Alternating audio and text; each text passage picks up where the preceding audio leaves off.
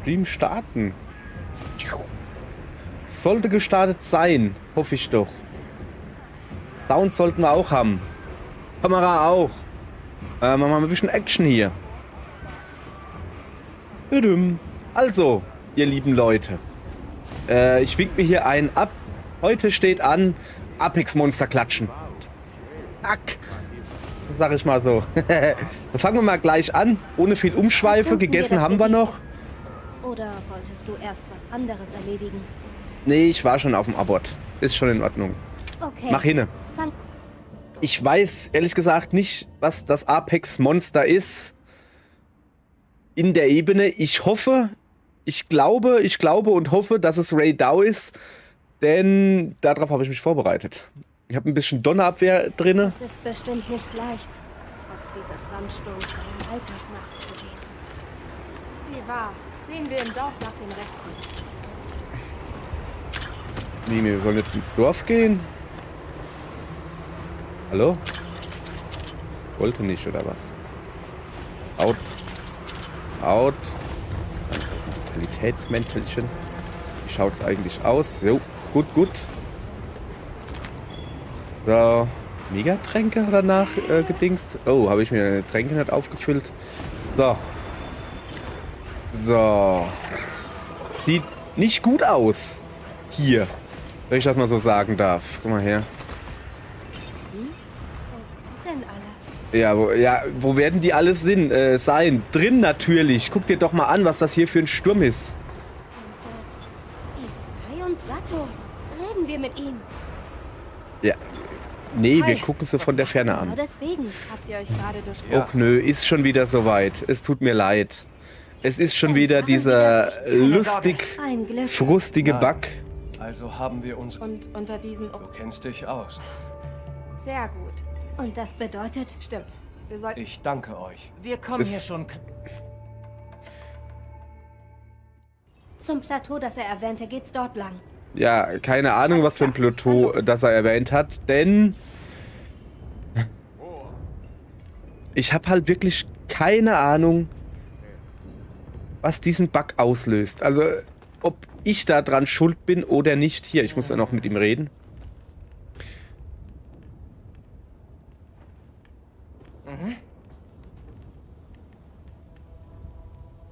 Okay.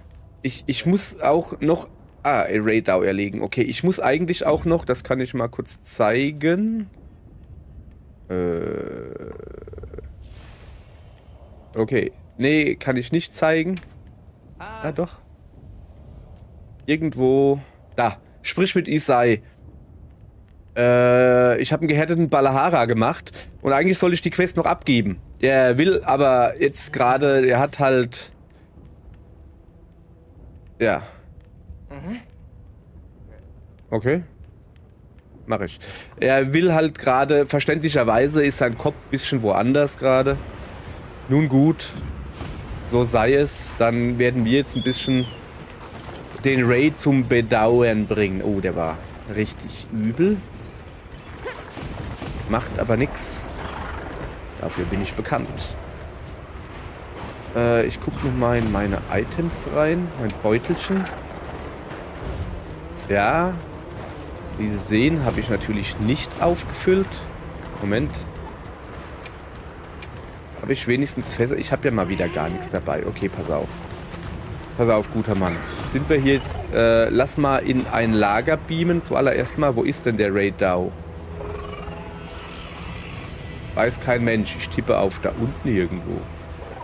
Ah, da. Das ist. Oh, pass auf, dann machen wir das einfach so. Wir gehen hier in dieses Lager. Wir gehen nicht hier in dieses Lager, weil das Spiel das nicht zulässt. Das ist natürlich ein bisschen doof jetzt. Nun ja. Keine Vorratsobjekte auch nicht. Das ist ja hier gar nichts. Gibt's nicht. Dann müssen wir halt unterwegs noch ein bisschen was sammeln. Zum Beispiel diese Schnecke da. Weil ich natürlich alles erledigt habe, aber mich nicht richtig vorbereitet Ist nah. Ich spüre es. auf Er war so wütend, das dass Sato bevorstehende und Isai es von Gedödel. weitem sahen. Seien wir vorsichtig. So. Na dann hoch mit dir. Ja. Da noch ein bisschen. Raydau gesichtet. Raydau Beständige gesichtet. extreme Aufgebrachtheit. Jagd autorisiert. Sowas von extrem aufgebracht Sorgen wir ist der. dafür, dass das Dorf wieder sicher wird. Jawohl. Und zwar, indem wir anfangen und in den Kreuz pieken. In den Kreuz pieken und in den Kopf pieken.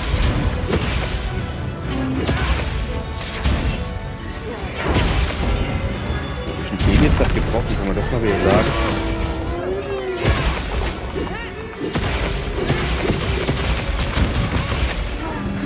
Ich glaube, das ist ja erst das dritte Mal, wo ich gegen Raydau kämpfe. Das zweite Mal war Low Rank und das erste Mal war wirklich in der Beta. Oh, falsche Taste gedrückt, aber sowas von. Aus irgendeinem Grund. Obala, nicht winken, nicht winken. Nein, nicht winken. Ey, was soll denn das?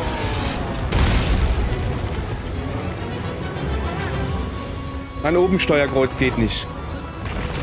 Ernsthaft jetzt. Ich kann nicht nach oben drücken. Ich muss auch gar nicht nach oben drücken. Doch, ich muss nach... Abbruch. Sorry. Uah. Verändern ohne Speicher. Sorry, geht gerade nicht. Sorry, ich kann nicht nach oben auf dem Steuerkreuz drücken. Das ist ein Fehler. Das Problem an der Sache ist, ich kann nicht wechseln aufs Kreismenü, auf mein Inventar. Ist ein bisschen doof. Ich habe nämlich nur die Dinger da ausgerüstet. So, jetzt könnt ihr quasi live zugucken. Warum ging das nicht? Sag mal, wie viel Bugs kann denn so ein Spiel haben bei mir? So, da könnt ihr wenigstens den Anfang schön mitmachen bei mir. So, passt auf. Kriegt ihr ein bisschen mit. Also das ist jetzt wirklich... Nö, ich lasse den Stream jetzt einfach laufen. Kann ruhig jeder sehen. Das Capcom ist verkackt gerade. Capcom. Wobei ich mir hier gar nicht mal so sicher bin, ob das ein Capcom-Problem ist. Oder ein Problem von mir. Aber es ist halt seltsam. Was ist denn das? Da schwimmt was in meinem Tee. Ein Stängel oder sowas. Ich glaube, das war kein Bug. Das ist bestimmt Stangentee. Er kennt es nicht. Der gute Stangentee. So. Also, aha. Steuerkreuz funktioniert im Menü. Das ist schon mal gut.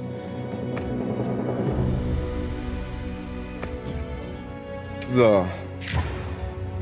Gucken wir mal. So, könnt ihr hier quasi live miterleben, wie ich mich ins Spiel einlogge. Ist das nicht furchtbar? Furchtbar interessant.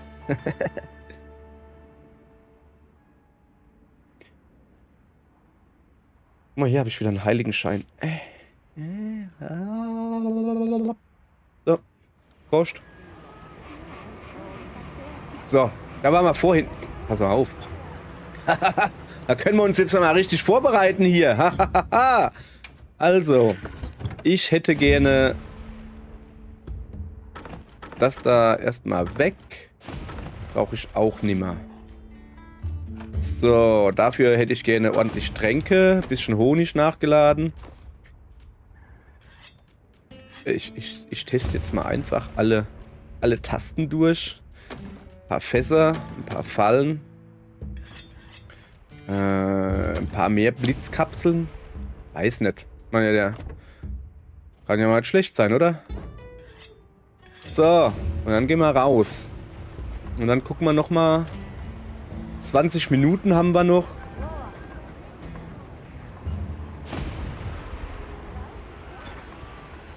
Wiederhole die Aufgabe. Ja, würde ich schon... Das ist eigentlich geil, wenn du die Quest abbrichst und dann hast du nicht das Gedödel. So, pass auf. Test. Haha, guck, es geht. Steuerkreuz funktioniert. Das ist schon mal sehr gut. Das gefällt mir. Ich finde durchaus... Moment. Muss ich die bei Alma jetzt wieder anmelden? Komm mal her, Alma. Almalein, kommen Sie mal her. Ja, wir haben eine Aufgabe erhalten. Ich weiß, Aufgabe. Da ist sie. So. Annehmen und Schnellstart. Glücksgutschein? Nö. Sorry. Ich bin Benjamin Blümchen. Nein, ich bin Mr. Krabs. Wusstet ihr, dass Mr. Krabs und Benjamin Blümchen die gleichen Synchronsprecher haben?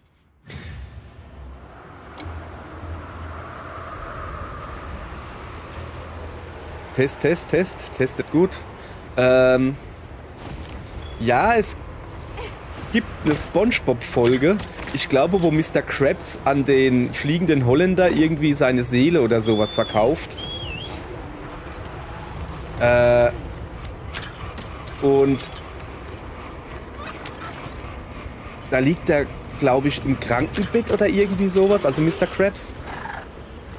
Und der fliegende Holländer kommt, will seine Seele einsammeln. Und dann sagt er halt, hier, Eugene Krabs, ich bin gekommen, um deine Seele einzusammeln. Und dann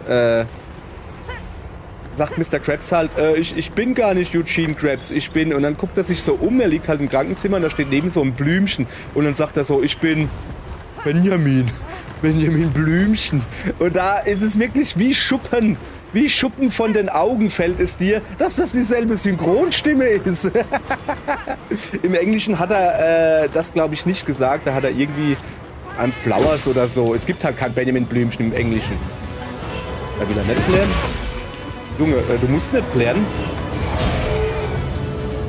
Ich mach dich auch platt, ohne dass du klärst.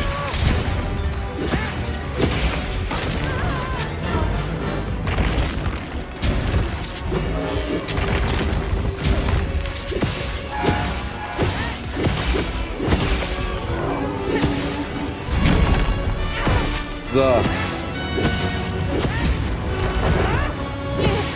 Läuft bisher gut. Ich meine, der Kampf geht jetzt 2 Sekunden. Das Problem, was ich... Ah ja, stimmt, meine Katze hat ja auch... Meine Katze hat ja auch ein Dingens.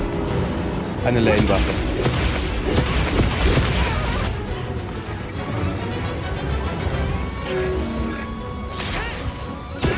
Das Geräusch hört sich halt einfach an, als würde irgendwie die Hose aufreißen oder so. Das war nix.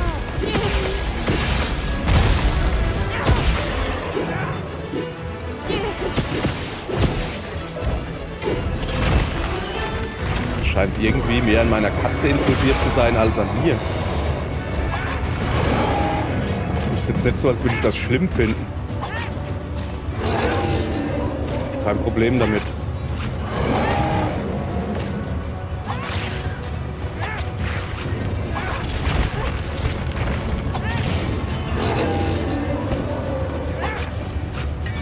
Das kommt nach, bevor er sich anders überlegt.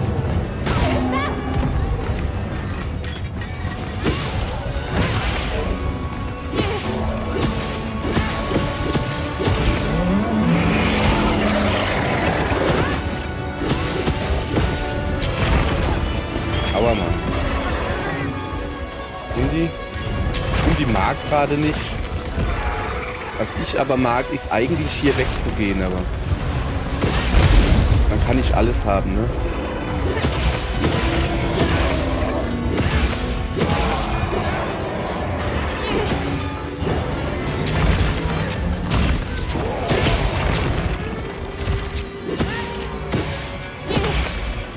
Wieder gelähmt. Bestimmt Lähmbastbrot gegessen. So.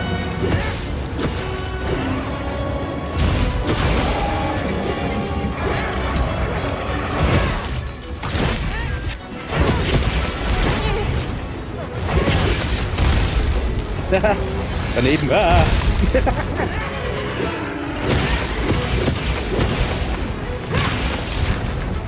Geht ab. Irgendwo habe ich schon eine rote Stelle gerade gesehen. Da! Und gleich noch eine, jawohl. So, guck mal, da ist noch eine. Gibt's aber aufs Beinchen hier. Das Köpfchen probieren, oder?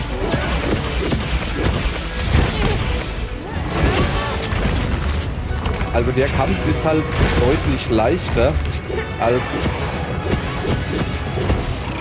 der... Ich will ja noch nichts sagen. Vielleicht kommt ja noch irgendwas.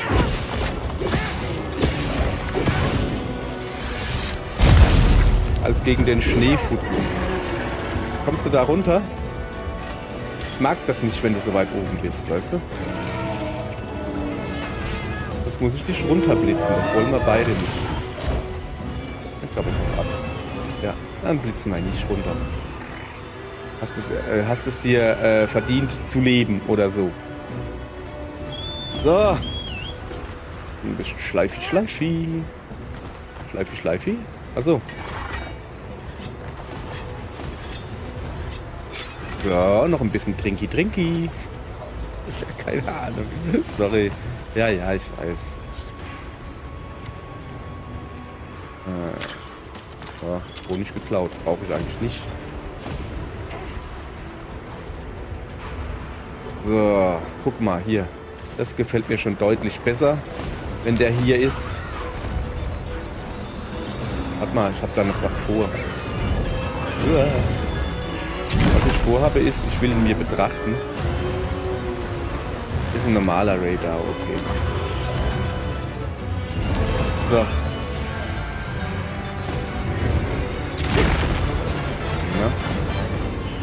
Wo ist er denn? Komm doch mal, bleib doch mal stehen. Sei doch nicht so.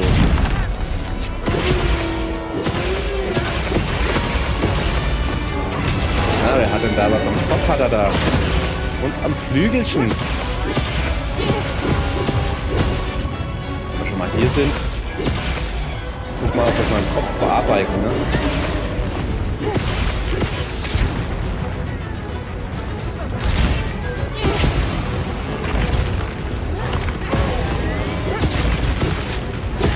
Junge, du kriegst mich nicht, wenn ich unter dir drunter stehe. Ein bisschen dumm oder was?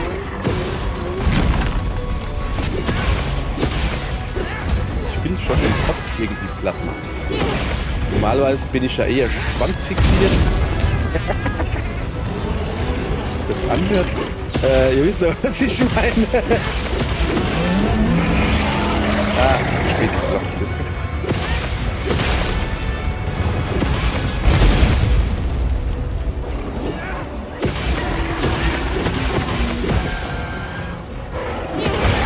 So, einmal Horn gebrochen. Kann man beide brechen?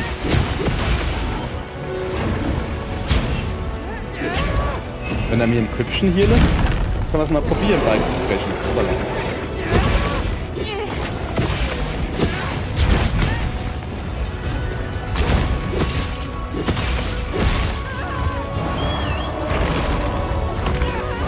Jetzt aber, Hundi, ich brauche dich mal ein bisschen schneller jetzt. Danke. Der große Hundini, da kommt er, da rettet er mich.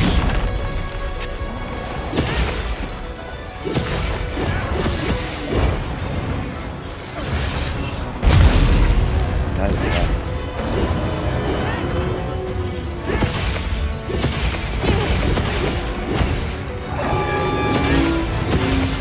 Ich glaube, das war's.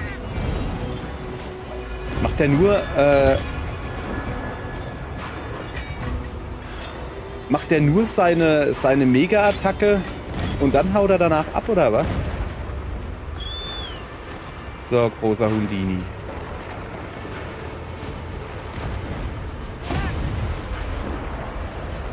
Hier ist mein Gillimantel. Ich will mir den jetzt mal in Ruhe betrachten. Radar.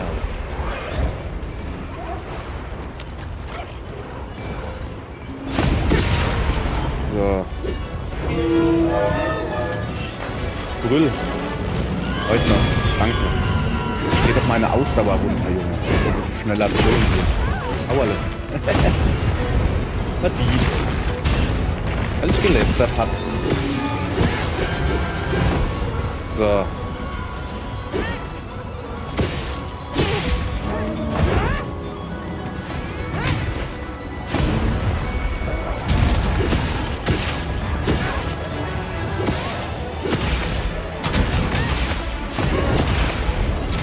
Wo ist er denn?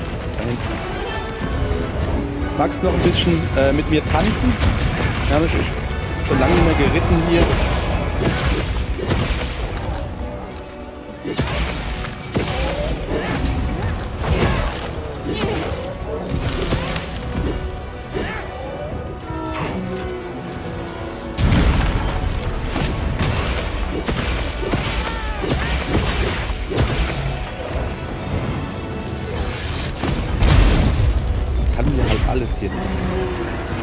Nichtsdestotrotz würde ich jetzt mal meinen Hund dazu veranlassen, mich mal ein bisschen durchzuheilen.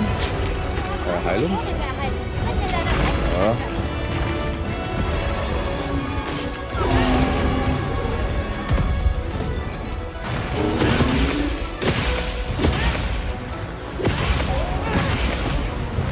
Junge, das sollte an den Kopf gehen.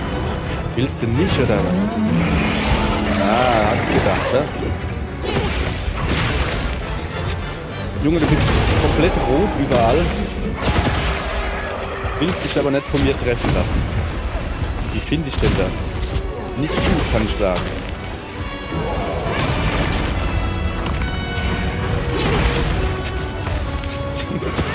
Du musst einfach nur unten an seinem Hals stehen und dann kann er dir gar nichts, kann er nicht. So, ich weiß auch halt nicht, oh geil, Bildstein gekriegt, der darf nicht gehen. Ob mehr als ein Horn brechen kann, weiß ich gar nicht.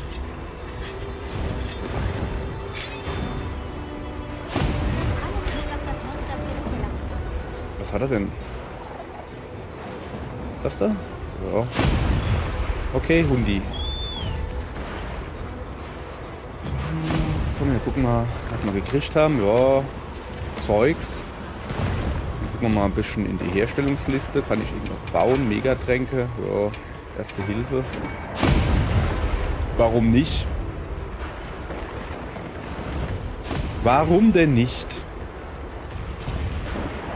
So. Wenn irgendwann der Heilmantel wieder... Ja, komm. Wir gehen mal lieber. Da kann ich mehr mit anfangen. Komm mal her, was sind wir denn hier? Blitzkapseln? So. Sag mal, ist er schon in seinem Nest oder was? Nein, nicht. Ja, dann machen wir lieber die Blitzkapseln rein. Machen wir mehr davon. Da hinten ist er. Der gute Kollege. Noch ein bisschen Aloe Vera. Eine Windaloe. So, ich hätte mal wieder Bock zu reiten, Junge. Hallo? Ey, willst du mich veräppeln? Ja. So wird das nichts mit dem Reiten, kann ich schon mal sagen.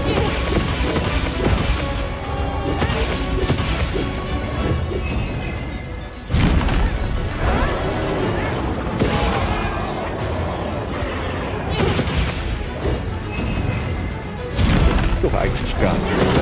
Das ist falsch.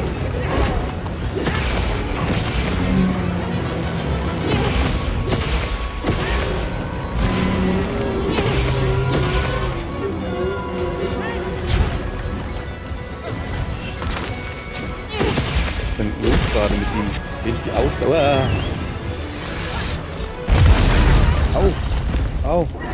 Au.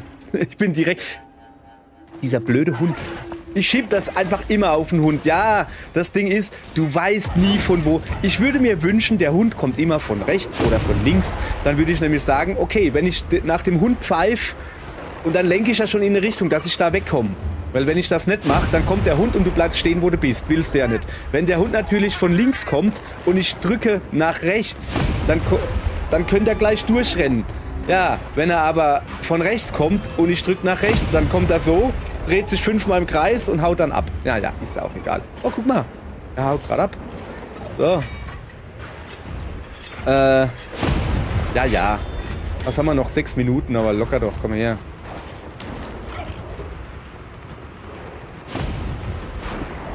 So.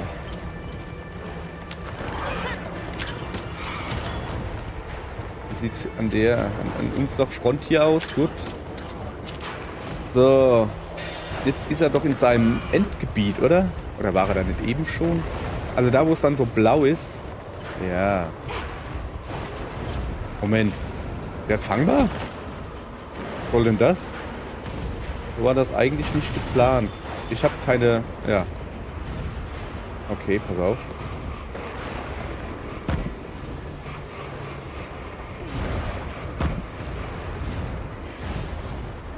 Hau ab. Aufstehen, Schule.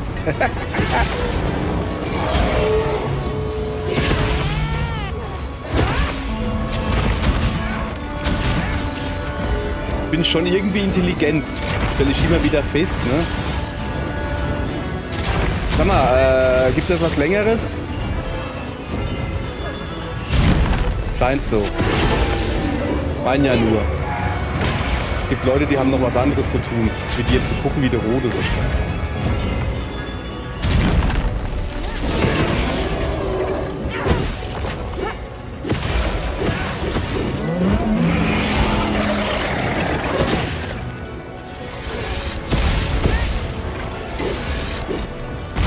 Da ist er gut. Lass meine Katze in Ruhe. Ich mag das auch nicht so, wie du das jetzt denkst, dass du das magst.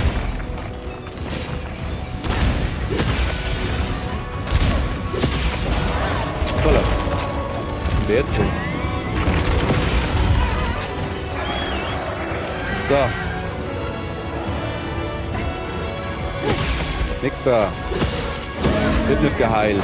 Na, vielleicht doch. Ja, vielleicht doch ganz praktisch. Jetzt kommt wieder natürlich wieder mein Bettchen und heilt mich. Sehr schön. Ja, ich kann auch rüber züchten. Kannst du nicht, ne?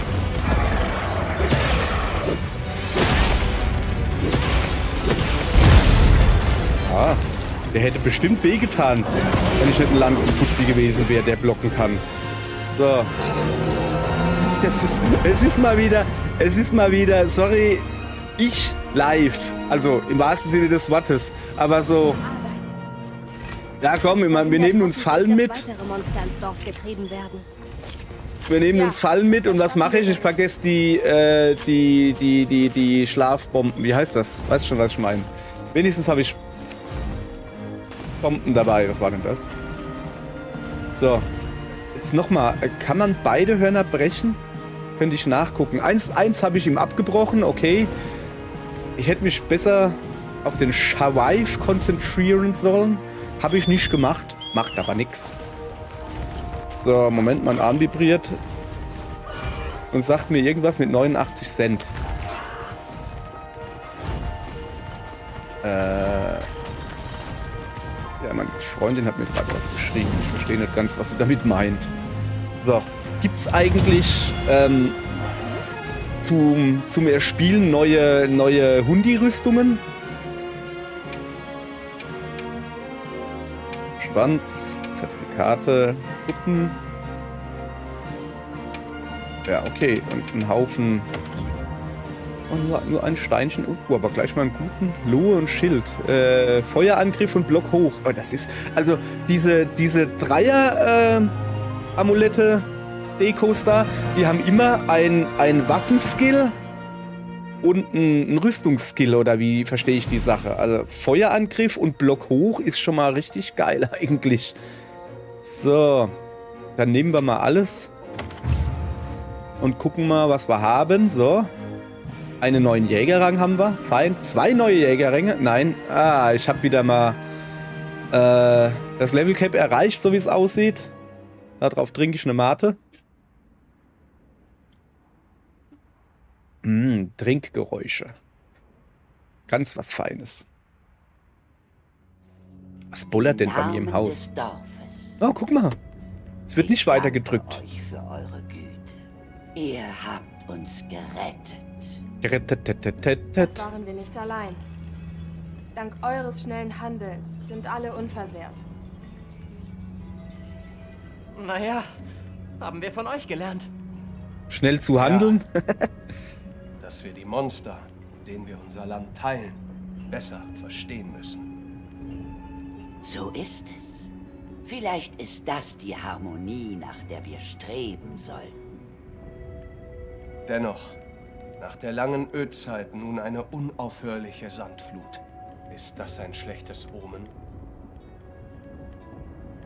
Unsere Freunde gehen der Sache nach. Aber es wird noch dauern, bis wir es ganz durchschauen. Ich verstehe. Der Sturm brachte immer neues Leben. Vielleicht haben wir uns zu sehr darauf verlassen. Ich werde hier weiterhin aufpassen. Ich auch. Und ihr geht und tut, was ihr tun müsst. Ja, macht euch keine Sorgen um uns. Jetzt mal ganz im Ernst, hey, wäre es vielleicht nicht besser, eine gescheite Tür an euer Zelt zu machen? Da zieht's doch wie Hechtsuppe. Guckt ihr das doch mal an. Naja, vielleicht sind es so richtige Urdeutsche, weißt du? Hier, ja, lüften, rund um die Uhr. So, ja, es ist mir egal. Der Balahara ist mir egal. Rüstung ist mir auch erstmal egal. Der hat gesagt, das Unterstützungsschiff. Wie war denn das mit diesem Unterstützungsschiff? Wo ist das? Nee, das ist Mehrspieler-Quest. Felicita. Felicita. Du bist das Unterstützungsschiff. Junge, sag doch was. Also, mach mal hinne. Bist du der Captain, wie hieß er denn in Tri? Wie hieß das Boot, was der Captain hatte? Der hatte so einen lustigen ausländischen Akzent. Ja, der hat irgendwie japanische Worte benutzt, sowas.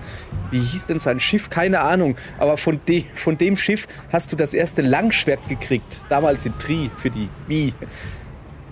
Soweit ich mich erinnere. Es war auf jeden Fall ein Wasserlangschwert. Ich glaube auch, dass es das erste Langschwert war, was du im Spiel gekriegt hast. Du konntest, glaube ich, vorher keins bauen. Du musstest das von dem kaufen. So.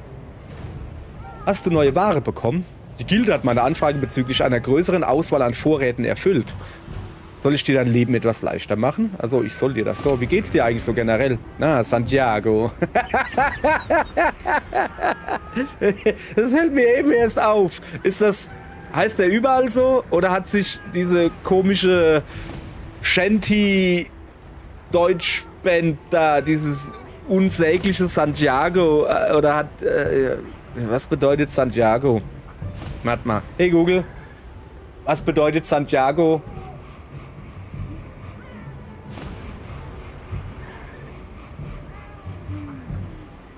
Ja, danke. Das Schöne an einem Google... Was ist das? Google Nest, so mit Bildschirm und sowas ist, ja, hier ist die Definition, Santiago, und dann musst du nachlesen. Also es ist besser, einen ohne Bildschirm zu holen, der liest dir nämlich vor.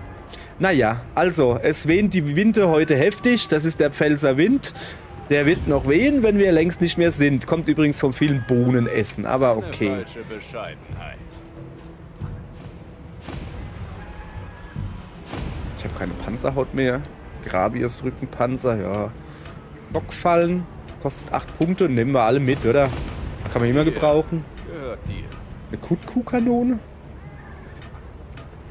Du kannst komplette Waffen, kriegst du den sonst nicht? Doch, guck mal, Königin Weitschuss laber nicht. Das ist einfach eine Radian-Dingens. Das sieht mir auch nach Radian-Waffe aus. Irgendwie. Das sieht mir auch nach Radian-Waffe aus. Und das sieht mir auch nach Radian-Waffe aus. Außer die Kutku-Kanone. Okay, Kanone ist mir relativ Danone, sag ich mal so. Komm, kostet ja nix. Nehmen wir alles mit. Ich hoffe, es nützt dir was. Mega-Dämonenmittel, mir doch egal, ich kauf dir alles ab. Pillenbeutel, ja. Mal ein paar Klauen kaufen, einen Rückenpanzer. Nee. Nee, das lassen wir. Wir gehen aber mal die Waren anfragen. Ausgewogen. Ach, guck mal da. Medizinische Ausrüstungsmaterialien, sonstiges. Besteht hauptsächlich aus besonderen Objekten wie Ausrüstung, Jagdwerkzeugen und Handelsobjekten. Da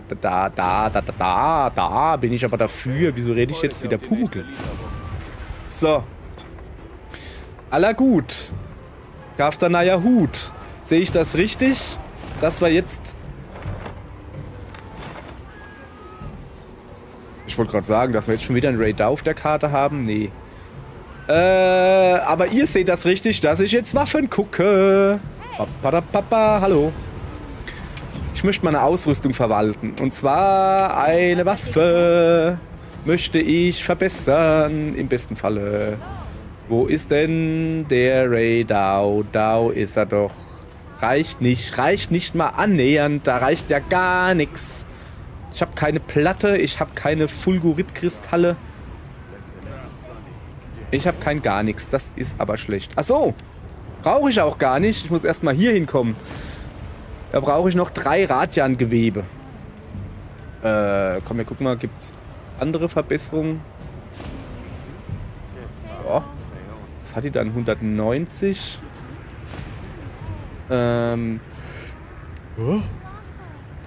So. Irgendwas anderes, was ich schmieden könnte? Nee. Ist nicht weiter schlimm. Rüstung gucken. Da sind wir ja hier schon mal richtig. Wächter Doshakuma, habe ich das noch nicht geguckt? Zeig mal her. Ja, das kenne ich, wie es aussieht. Strubbelig. Strubbelig, Konstitution. Das ist schön. Heldentat, Eisenhaut, Hungerwiderstand. Und die hier hat Heldentat und Konstitution. So. Aber eigentlich suche ich den Raydao. Hello. Nein, Raydao. Okay. Ich bin aber schon im Hochrangig, ja. Der ist wahrscheinlich... Nu, gucke mal da. Habe ich das nicht gestern... Oh, das ist aber hübsch. Oh, das gefällt mir. Das ist sehr hübsch. Zeig mal die Frauenrüstung. Okay. Was ist das für ein Pseudo-Traumfänger? Oh, ich mag das Gewackel hier. Und damit meine ich nicht die Brüste. Oh, die hat ja kleine Tentakels. Oh, das ist schön. Hast du auch kleine Tentakels? Ja, die hat auch Tentakels. Oh, das ist schön. Der hat sogar Tentakel an den Armen. Ja, Wahnsinn hier. So, lass mal gucken. Was haben wir denn? Groll, Gegenschlag, Schnellessen. Salve auch drin? Weiß ich gar nicht. Aktive Fähigkeit, aktive Fähigkeit. Ja, das weißt du nicht. Groll. Erhöht den Angriff, wenn du erholbaren Schaden erlitten hast. Der rote Abschnitt des Gesundheitsbalkens. Ja. Gegenschlag ist, nachdem ich zurückgeworfen wurde, passiert mir nicht so oft. Weil ich Schild habe und dann abblocke, im besten Falle.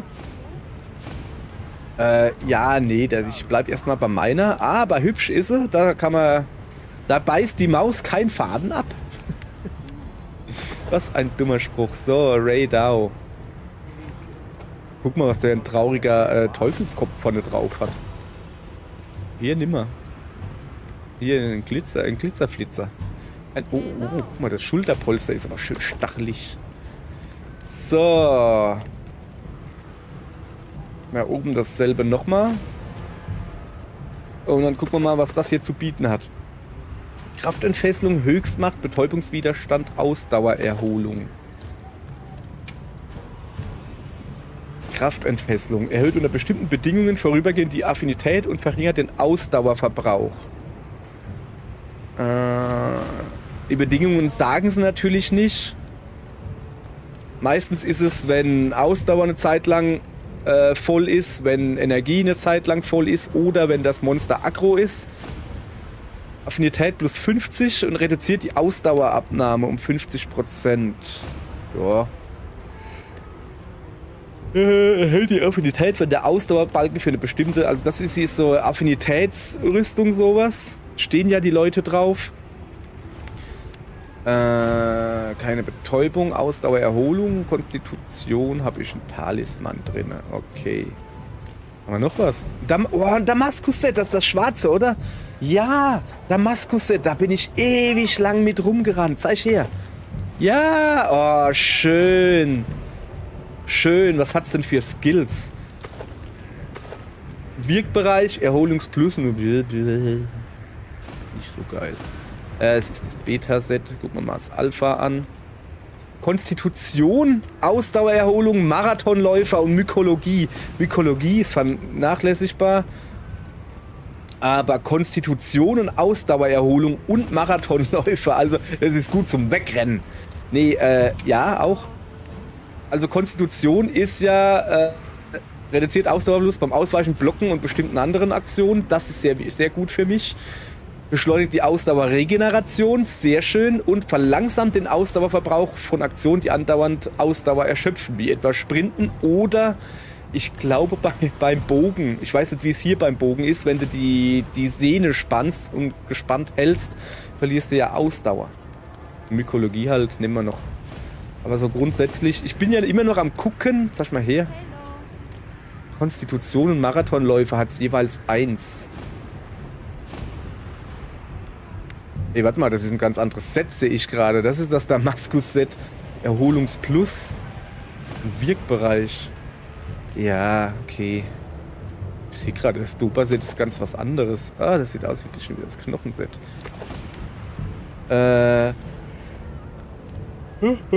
Ich bin ja immer noch ein bisschen auf der Suche nach einem Brustpanzer für mich. Oh, guck mal, mit schöner Bemalung. Nice. Der hat auch Brustpanzer. Das sind dieselben, oder? Sehe ich das richtig?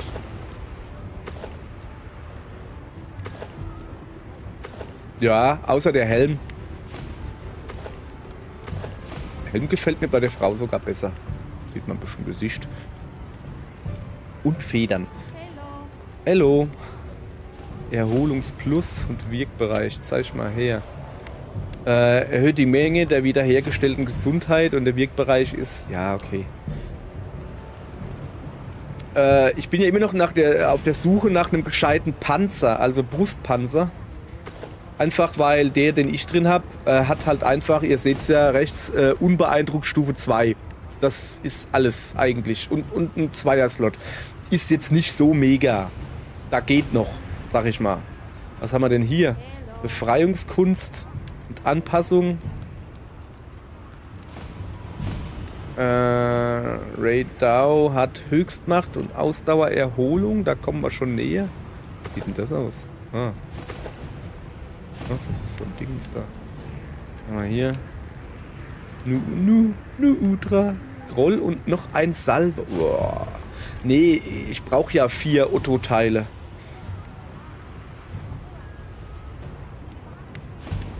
Hier hat er einfach nur Groll, aber... Oh. Guck doch mal.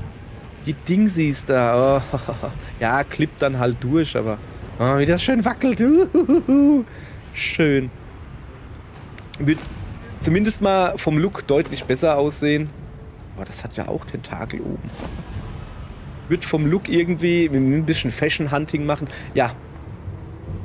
Machen wir alles demnächst. Nicht jetzt. Neue Nachrichten? Was gibt's denn Feines? Will jemand zufällig was essen? Nee, schade. Dann muss ich mich da jetzt wohl drum kümmern. Und zwar begibt sich zum Basislager im Wald. Bleibt nur noch der Wald. Haben wir dann alle? Dann haben wir wirklich alle. Okay, Wald. Wald war das Wassermädel. Ich gehe mich jetzt vorher ausrüsten. Wo ist das Lager? Da. Warte mal. Es gibt Neuigkeiten. Ja, dann sag mir mal was. Also, Tauschhandel. Lass mal gucken. Pflanzenfresser, Panzer, Monster Chili. Ob es irgendwie was Cooles gibt, weißt du? Ewiger Rotbernstein, glänzender Schatz gegen Speichelpilze. So, machen wir mal ordentlich, oder? Zack. So. Spuckpilze kann man immer gebrauchen. Von Woodwoods perfekt für jedes Gericht. Weiß nicht, machen wir dann. Guck mal nachher. Ostlandhonig haben wir nämlich viel und Wolle. Da könnte man eigentlich ein bisschen was holen. Oh, noch 23, geht's noch? Schlammgarnele 11, Schlitzbeere, kolossaler Knochen. Brauchen wir alles nicht. Haben wir noch 11. Oh, da haben wir recht viel davon. So, zack, ein paar Garnelen. Oh ja, die könnte man jetzt halt nutzen. Das ist ja, erhöht irgendwas, wenn du nass bist. Oh, das ist eine gute Idee. Ich glaube, das werde ich jetzt halt essen. So, da haben wir auch Zeugs in der Kiste, gegerbtes Azurleder. Milzstein brauche ich jetzt nicht. Was hat der Rokoko? Nichts Gescheites. Ich kann das gegen Bübernmünzen tauschen und die Bübernmünzen dann wieder. Hier nochmal Ostlandhonig. Und der Säckeldo. Ich habe mir sagen lassen von YouTube, dass es im Moment gerade möglich ist, sehr viel Amulette zu farmen, indem man so Nachtblumengedönse guckt. Es gibt wohl eine Quest, wo man das nachgucken kann. Und wenn die blüht, dann die Quest einfach immer wieder zu machen. Und damit kauft man sich Goldtickets. Und Goldtickets, da kann man wohl sehr viele Amulette herstellen. So, dann würde ich mal sagen, ich habe nur eins. Ich nehme das jetzt einfach mal, dass ich auch mal sowas habe. Ne? Fluffige Eier habe ich. Schön. Schön für mich, ich weiß. Pflanzenfresserpanzer. Interessant, dass ich da so wenig habe.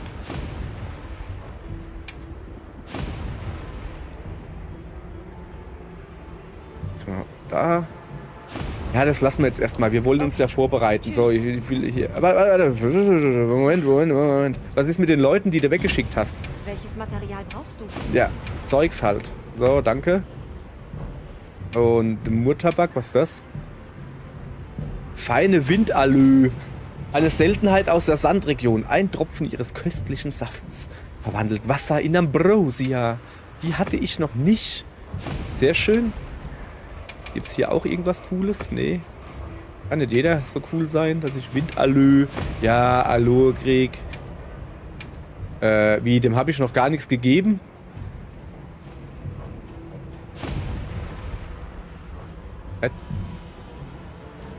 Achso, der hat einfach nichts.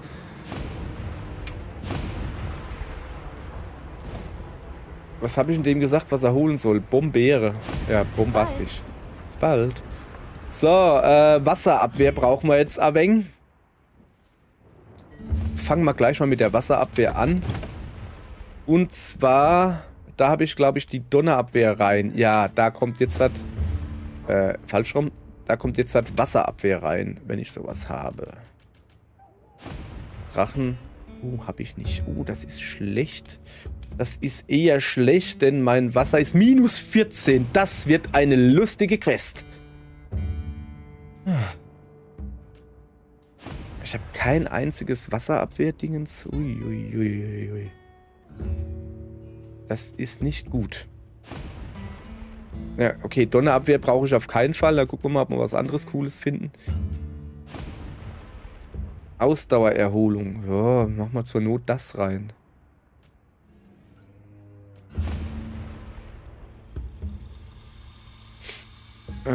Oder ein Verteidigungsboost. Der einfach 5 Verteidigung gibt. Göttlicher Segen brauche ich nicht. Habe ich volle Power? Feuer, Eis, Drache, Gift, Lehm. Ich habe wirklich kein Wasser. Das ist natürlich doof. Ich mach mal hier den Unverwundbarkeitszeitraum. Keine Ahnung. Ah ja, Waffe wechseln wir. Vielleicht noch ganz angebracht. Donner bleibt natürlich. Ist kein Donner, ist Lehm. Und dazu wird sich wohl Donner rentieren. Soweit bin ich jetzt aber nicht. Und ich habe jetzt auch keinen Bock, mir Ray Dow jetzt zusammen zu farmen, ehrlich gesagt. Kann man hier eigentlich nicht noch... brauche ich gar nicht. Ich wollte gerade sagen, ein zweites Lehm-Juwel rein.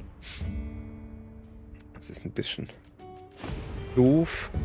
Das ist Salbe, okay. Oder was? Ah, das ist Konstitution. So. Und hier ein Konstitutionsjuwel habe ich nicht zufällig ein doppeltes, dass sich das mal ordentlich rentiert hier. Nee, ich muss mehr farmen. Das ist halt das, was ansteht. Moment. Ich kann mir natürlich eine Wasserabwehr-Talisman bauen. Das wäre eine Idee. Aber erstmal gehen wir ein paar Objekte loswerden. Und ein paar Objekte senden. Unter anderem Beruhigungsbomben. Und noch ein paar Fässer. So. Was könnte man denn noch mitnehmen, Feines? Wasserabwehr. Brauchen wir... Ja, Honig.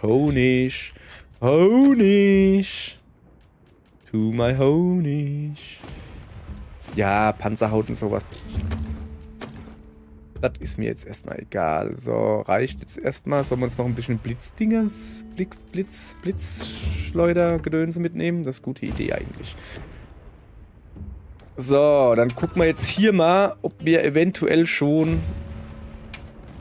Fitness-Talisman macht Konstitution. Ob wir hier schon eine Wasserabwehr haben. Unbeeindruckt, Eiswiderstand, Feuerwiderstand, sonst nichts. Dann lassen wir uns mal einen Talisman bauen für Wasserwiderstand, weil minus 14 ist schon... Das ist schon eine Ansage, ne? Die ich nicht unbedingt machen will. Talisman. Verteidigung. Feuer, Wasserwiderstand. So, Wassertalisman. Ah ja, kann ich bauen. Gibt immerhin einen Wasserwiderstand. Ein Wasserwiderstand würde bedeuten, ich komme auf minus 8. Kann's losgehen? Ja, bitte. Und gleich ausrüsten. So. Und jetzt kann ich den eventuell auch verbessern. Jawohl, was macht der dann? Der macht nochmal ein bisschen weniger. Der macht Wasserwiderstand auf 2. Sehr schön.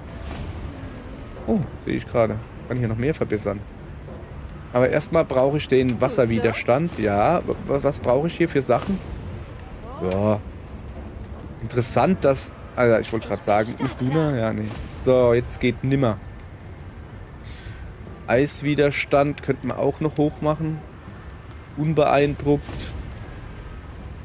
Brauche ich jetzt nicht. Moment.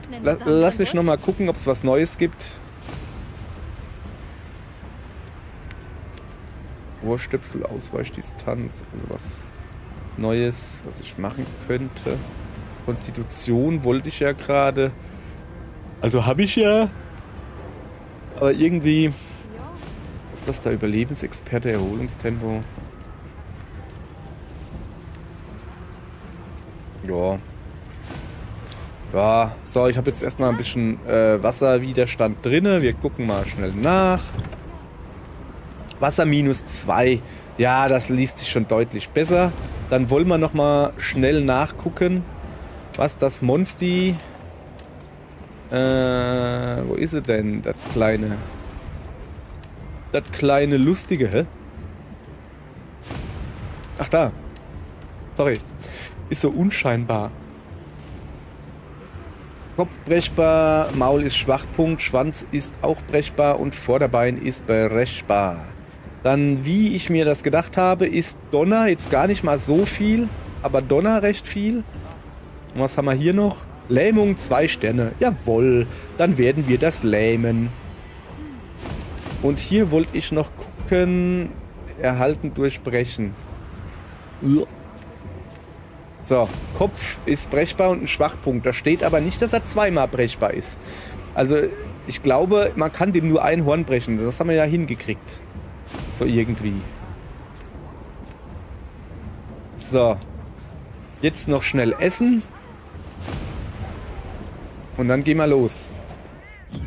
Futtern wie bei Muttern. Im eigene Mahlzeit natürlich. Wir machen uns hier ein bisschen Elementwiderstände rein. Dann haben wir irgendwo... irgendwas haben wir hier. Mal nicht. Was war denn das? Ich hatte irgendwo... Oder war das am Schluss bei dem letzten Schliff irgendwas, was, wenn du nass bist, dazu führt, dass irgendwas ausgelöst wird? Okay. Verringert oft erlittenen Schaden, brauche ich nicht. Ausdauerverlust. Ja, okay. Unverwundbarkeitsdauer beim Ausweichen. Vorübergehender Angriffsbonus, das hört sich immer gut an. Und hier hätten wir Schneid. Als ich wieder vorhabe zu sterben, habe ich eigentlich nicht vor, dann lassen wir das einfach mal. So, jetzt gucken wir. Erhöht die Gesundheit, die beim Heilen wiederhergestellt wird. Angriffskraft, wenn du nass bist. Das hört sich doch gut an. Ja, dann nehmen wir das. Was ist das? Juwel, Meeresche, Rogen. Nicht Roggen? So, was haben wir denn? Gemüse, Ei und ein bisschen Fisch. Das Ei passt irgendwie ein bisschen seltsam, aber ja, komm, wenn sie meint. Dann gucken wir uns das natürlich an. Ja. Mampf.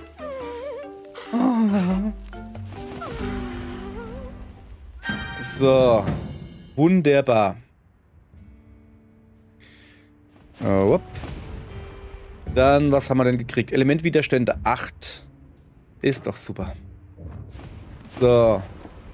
Das müssten wir auf +6 sein, wenn ich mich richtig erinnere. Hoppala. Achso, ich könnte auch hier gucken.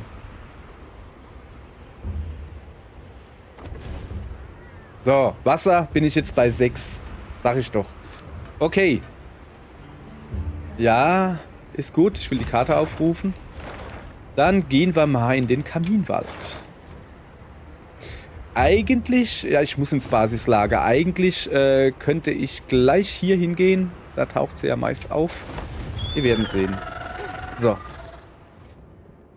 Und wir starten im Sauseschritt. Und bringen eine Mate mit. Seltsam. Was machen die Woodwoods da? Ist was passiert? Hey, ihr Woodwutze? Hey, Fanchi. Walter! Tolles Problem! Was ist denn los? Lass mal hören. Ihr zuhören? Ja, wie tut's jetzt schon wieder automatisch weiterdrücken oder was? Wieso ist das manchmal da und manchmal nicht?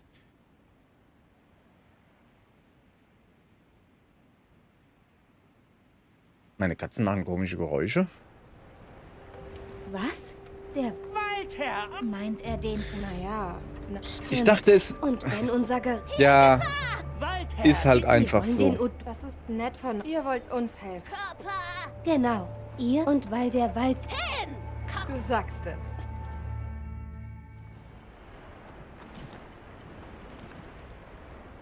Woodward habe aufgestanden. Ja, Dieses Gefühl. Walter nah. okay. Nicht vergessen, dieses Wetter hat Ich- ihm lange zugesetzt. Seid schön vorsichtig. Ja, werde ich machen. Ich werde nachher mal, also ich bin immer noch bei der Fehlersuche und ich habe noch von keinem anderen von diesem Fehler gehört. Deshalb gehe ich davon aus, hat was mit meinem Controller zu tun. Ich werde mal gucken, hier, Controller. Ich werde hingehen, im Moment habe ich ihn über Bluetooth laufen. Ich kann ihn auch umschalten über 2,4 Gigahertz Gedönse. Mit Dongle halt. Dongle war da gleich dabei. Und dann werde ich mal das probieren, ob dann dieser Fehler weg ist. Aber es ist halt einfach komisch. Es ist halt einfach komisch. Solange die Oben-Taste funktioniert, ist es mir eigentlich auch egal. Wo ist denn? Da ist die Blitzkapsel. Und da ist ein Heilmantel. Was macht das Monster eigentlich für eine Attacke? Also so eine Mega-Attacke, wo man eventuell aufpassen müsste oder so? Das ist aber nett. Danke. Was hat sie denn gekriegt? Ich muss jetzt halt aufpassen, dass ich mir nicht irgendwelche Steine oder so auflese. Ich verstehe, was sie meinte. Das Ding bei dem Wetter rumlaufen zu lassen, ist zu gefährlich. Wie bei dem Wetter. Sehe ich auch so. In Anbetracht der Lage autorisiert Na die ja. Gilde die Jagd auf den Ja, ja, mach mal schneller mit deinem Blabla.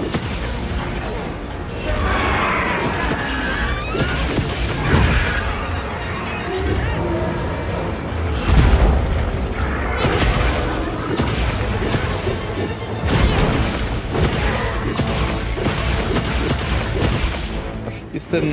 Also ich komme gerade nicht durch die Rüstung oder was? Also durch seine Armor, die er hat.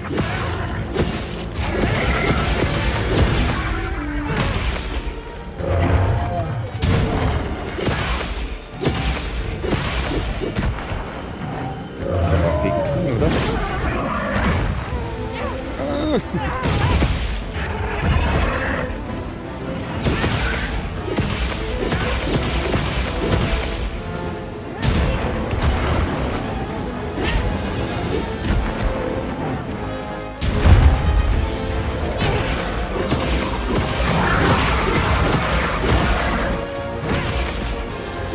Keine Ahnung, was ich gemacht habe, aber es war gut.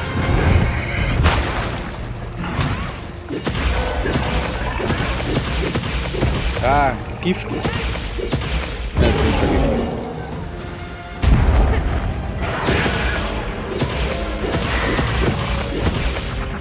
So, dann gehen wir mal ans Ärmchen. Wenn ich es treffe. Dann gehen wir halt hier hin.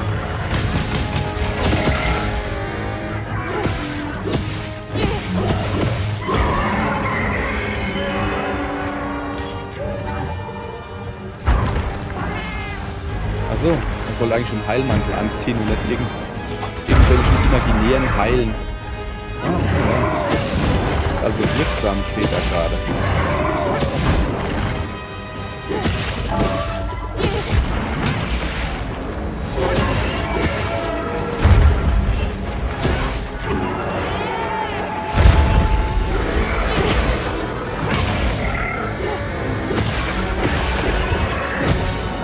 So, bevor der jetzt halt abhaut, werde ich ihn behüpfen.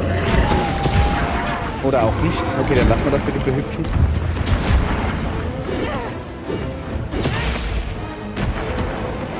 Na, jetzt ist aber auch wieder gut, ja. So, dann behüpfen wir ihn mal.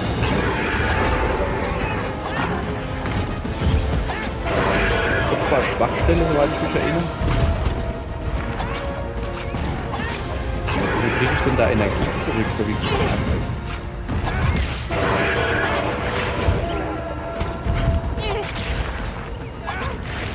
So, jetzt halt aber. Ruhig Blut. Ruhig Blut. Von mir ist auch ruhig Blut.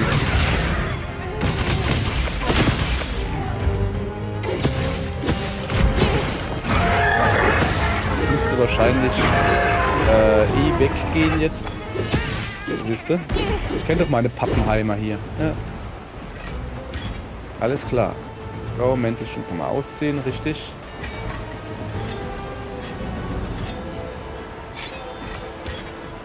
Aller gut. Dann lass mal ein Gilli-Mäntelchen anziehen, dann machen wir Fleischangriff, wie wir das. Gute Idee, oder? Mal gucken, ob wir irgendwie was dabei haben. Ja. Ja.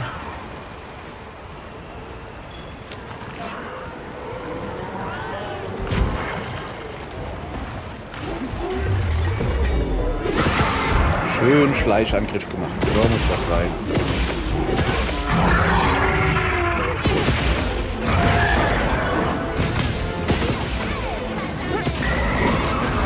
Ball.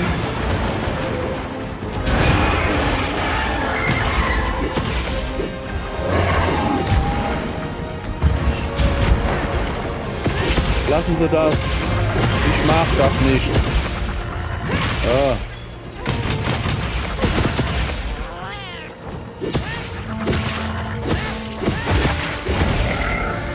Kopf runter.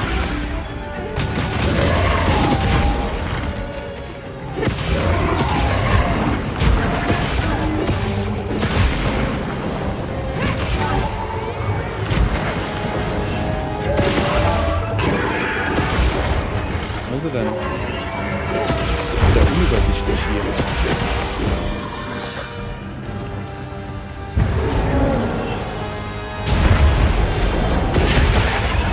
Ich finde halt faszinierend, wie lange die in der Luft bleibt. Die muss doch, oder ist das halt alles... Also sie sieht halt deutlich, ich sag jetzt mal, dass es eine Sie ist. Sie sieht halt deutlich schwerer aus. Also die sollte jetzt nicht so lange in der Luft bleiben können. Was ist hier los? Pungalala? Pungalala, machst du platt?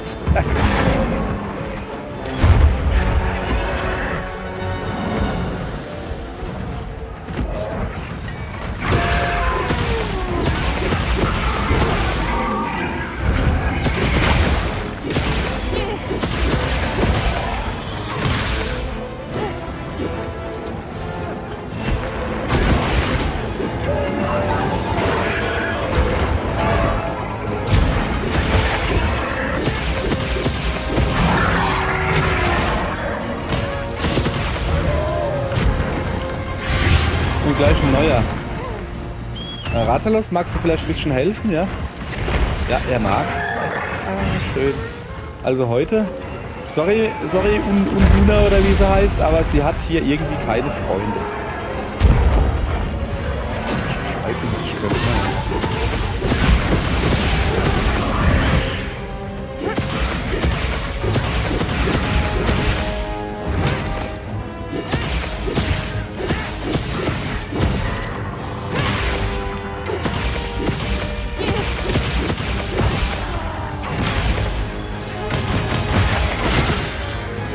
So.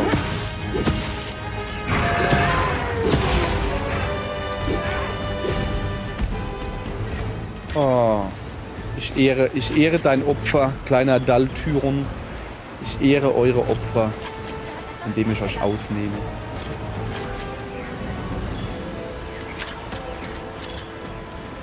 Was hat er denn fallen gelassen?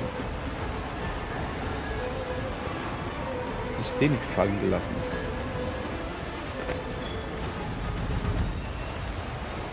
Außer Schätze. Und die hat er nicht fallen gelassen. Naja. So, Hundi Pundi. Kommen Sie mal her. Ein bisschen schleifen.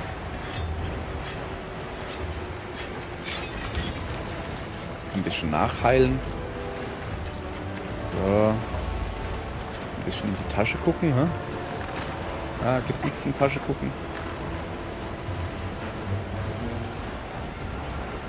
So, ich habe immer noch eine Blitzkapsel drin.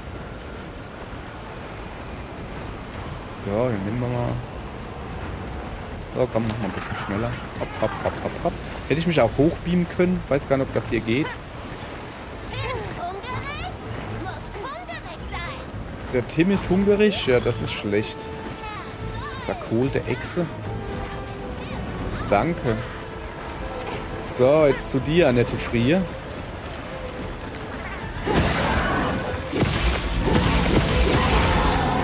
Hätte ich natürlich blocken können. Wenn ich nicht so langsam gewesen wäre. Auerle. Eieiei. Es wird aber ungemütlich, der Kollege hier.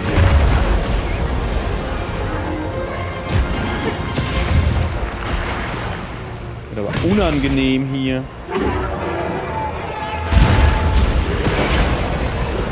Hey. Spült mich einfach weg, die Sau. Kann ich ja gar nicht haben.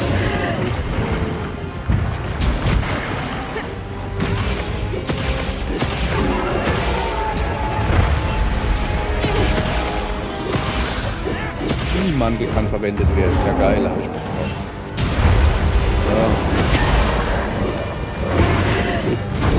So. So, Kopf und ich glaube beide Beine sind übrigens kaputt. Ich könnte mal mich versuchen.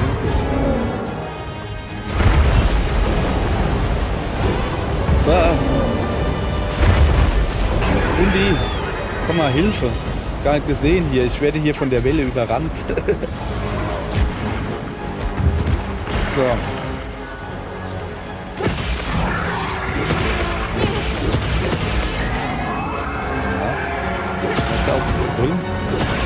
So, jetzt wird's interessant. Wo schwimmt sie denn zuerst hin, das Mädel? Da, darüber.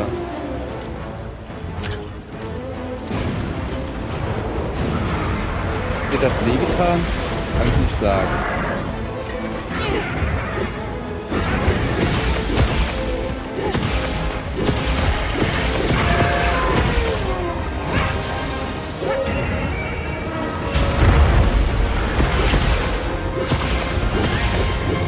Ich würde sogar so weit gehen und sagen, dass es im Moment der einfachste Kampf ist. Jetzt habe ich es gesagt, wahrscheinlich sterbe ich gleich. Ihr kennt mich. Ihr habt neue Vorräte. Das ist ja super.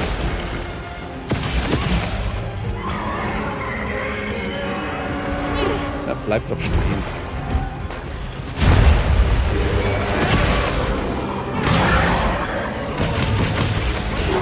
Daneben. Komm, ist die Nase unten. So. Hat das gerade ein bisschen das Gummigeräusch gemacht von wie hieß es denn in World? Das Wassermonster, was ich so gut fand.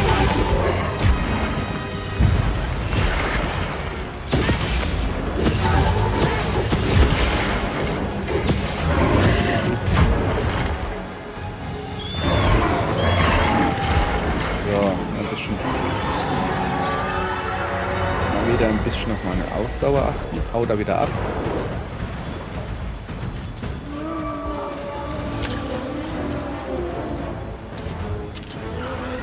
Geht in die andere Richtung. Das ist gar nicht gut. Da war ich nicht drauf vorbereitet. Ja. Auerle. Nicht cool. Gar nicht cool. Nochmal heilen. So. Mal auf, ich habe eine gute Idee. Gillimantel anziehen. Auch. Das war schnell. Das war schnell mit einer mega coole Idee. Ja, meine Idee wäre gewesen, ich ziehe einen Gillimantel an. Der ist schon fangbar. Ich ziehe den Gillimantel an.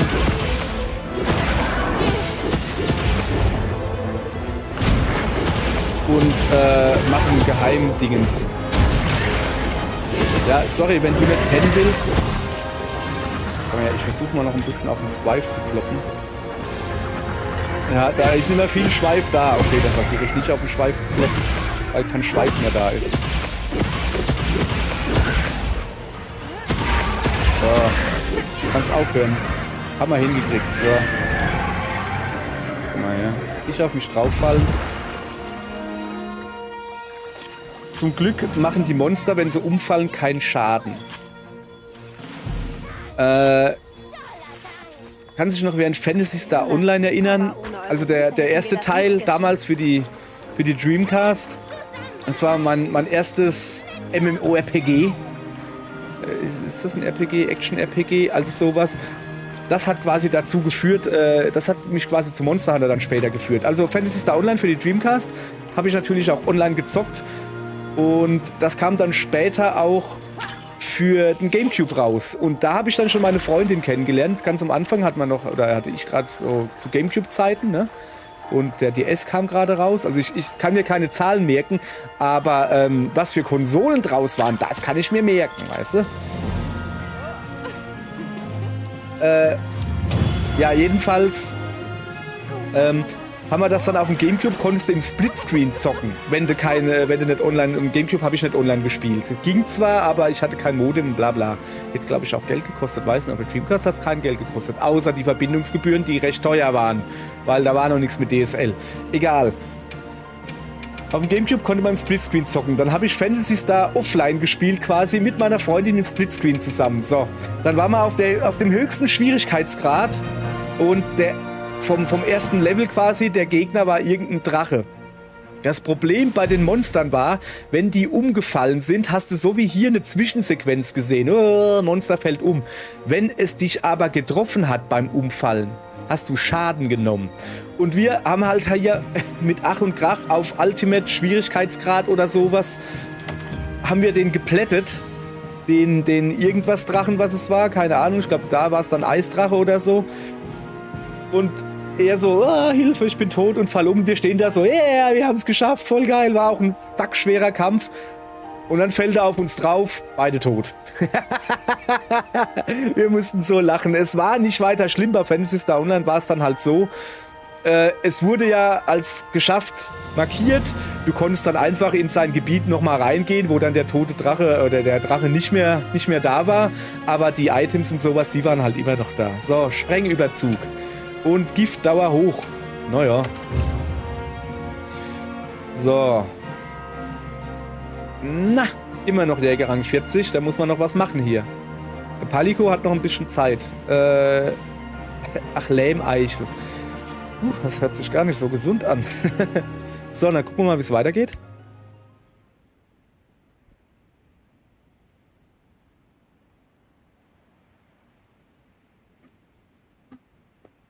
So. Ich hoffe, dass mein Controller nicht rumspinnt. Dann habt ihr den Zorn des Herrn gestillt. Nee, jetzt funktioniert's. Danke. Der Wald ist jetzt frei von der Drohung. Oder ist das halt eine gescheite Zwischensequenz eigentlich? Da ist es ja anders. So schnell darüber informiert wurden. Ja. Ohne die Woodwoods wäre es nicht möglich gewesen. Woodwoods und ihr kooperieren! Tim! Wer ist denn Tim? Was ist denn Tim? Ganz genau. Auf gute Zusammenarbeit. Ach, Team! Team. Allerdings Ach, muss Team dieser heißt das. ständige Regen ja auch euch zusetzen. Bereitet euch das keine Probleme? Nö, die haben schöne rosa Haare. Da geht das. Sorge. Solange der Herr des Waldes befriedet ist, sind alles andere Lappalilien. Außerdem finden sich eure Kabuffs in größerer Gefahr. Macht euch darüber Sorgen. Warum? Ist das Dach kaputt Genau. oder was? Danke für den Regnet's rein? Ja, okay, die haben natürlich ein Steindach Stimmt. über dem Kopf. Da dürfte es nicht Lass so uns schnell das reinregnen. Auch wenn es ein Basislager bisschen windig wird. Da regnet es dann maximal von der Seite rein. Und dann zurück an die Untersuchung. Dieses Wetter will und will Ja, wir nicht haben jetzt aber auch keinen mehr, den wir besiegen müssen, oder? Wir haben alle 4 besiegt. Was ist hier los? Jetzt die Beute sicher und unverzehrt. Was ist denn Tribeute? Also Beute ja, aber... Weiß ich nicht, was es ist. So. Fabius ist offenbar von seiner Suche nach dem Gore Magala zurück. Gore Magala, da ist er wieder. Er ist im Basislager bei den Eissplitterklippen. Beeilen wir uns. Okay, gehen wir. Ich gehe davon aus, dass ich jetzt gegen Gore Magala kämpfen muss. Dann müssen wir mal gucken hier. So, gib mir mal eine Lieferung. So. Der Gore Magala. Gore Magala. Es gibt Neuigkeiten. Ich glaube Feuer. Bin mir aber nicht sicher. Wir werden es sehen. Erstmal ein paar Objekte loswerden. Das lassen wir mal. Blitzbomben kannst du vergessen. Gore Magala hat keine Augen. Rohes Fleisch. Beschleuniger, was ist denn eine verkohlte Echse? Knusprige Echse auf Woodwood-Art. Entfernt Giftstoffe, stellt Gesundheit und Ausdauer wieder her. Cool. Nullbeeren kann man gebrauchen, um die Raserei ein bisschen loszuwerden. Vergiften tut er eigentlich nicht. Was hätten wir denn noch? Sollen wir ihn ordentlich wegbomben? Wir ballern den ordentlich mit Fässer zu, oder? Wir warten, bis er pennt. Den fangen wir nicht. Den sprengen wir in die Luft. Sofern wir jetzt gegen ihn kämpfen, weiß ich ja noch gar nicht. So. Fleisch. Ich habe schon so lange nicht mehr mit Dingsbums-Fleisch gearbeitet. Stimmt. Das letzte Mal habe ich es probiert als DJ, also Devil Joe, in World als DLC kam. Und dann habe ich erstmal natürlich mit Fleisch ausgelegt. Der hat fast nichts gegessen, hey. In den vorherigen Spielen, dadurch, dass er ja DJ immer Hunger hat, der hat dauernd, du hast ein Fleisch, der hat es dir fast aus der Tasche gerupft, hat er es dir fast, sozusagen. So, Nullbeeren haben wir. Mit Nullbeeren kann man die Raserei etwas zurückdrängen, falls es knapp werden sollte. Okay, Elementgedönse brauche ich eigentlich keins. Ah ja, Waffe wollte ich noch wechseln, ja. So, Lanze, Feuerlanze. Nehme ich jetzt einfach mal mit, so provisorisch, weißt du. Oh, und natürlich, ganz klar, Waffen und Rüstungen gucken. So, wo sind wir denn hier? Hier kenne ich mich wenigstens grundsätzlich aus. Guck mal her. Ran an die Arbeit.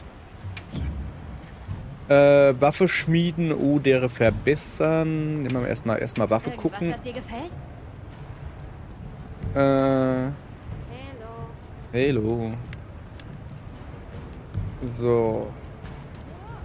Wie hieß das Ding? Du Ultra war es nicht. Schweidau, Balahara. Ja, gibt keine Lanze für mich. Es ist einfach nicht schön. So, jetzt pass auf. Ich tue jetzt die da aufwerten, weil ich es kann.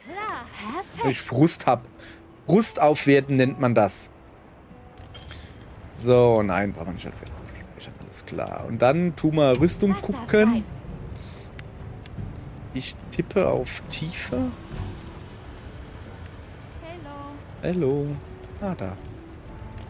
So, was haben wir denn? Höchstleistung, Werkzeugmeister, Sumpfläufer und schnelles Wegstecken. Schnelles Wegstecken.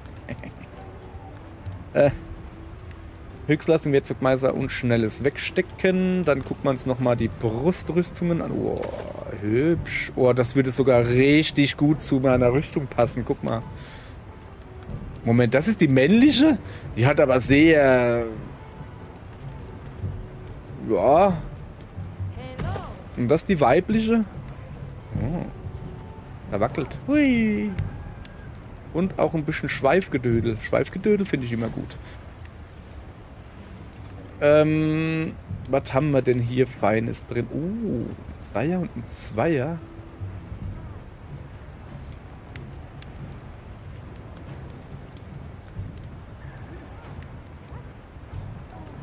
Da stand da gerade Duna-Panzerung. Ach so. Ich verrutscht. Ach so. Den habe ich noch gar nicht geguckt. Ne? Befreiungskunsten Anpassung. Das sieht aber eigentlich auch hübsch aus. Guck mal hier. Hier ein bisschen an den Armen. Aber nee, ich will hier gucken.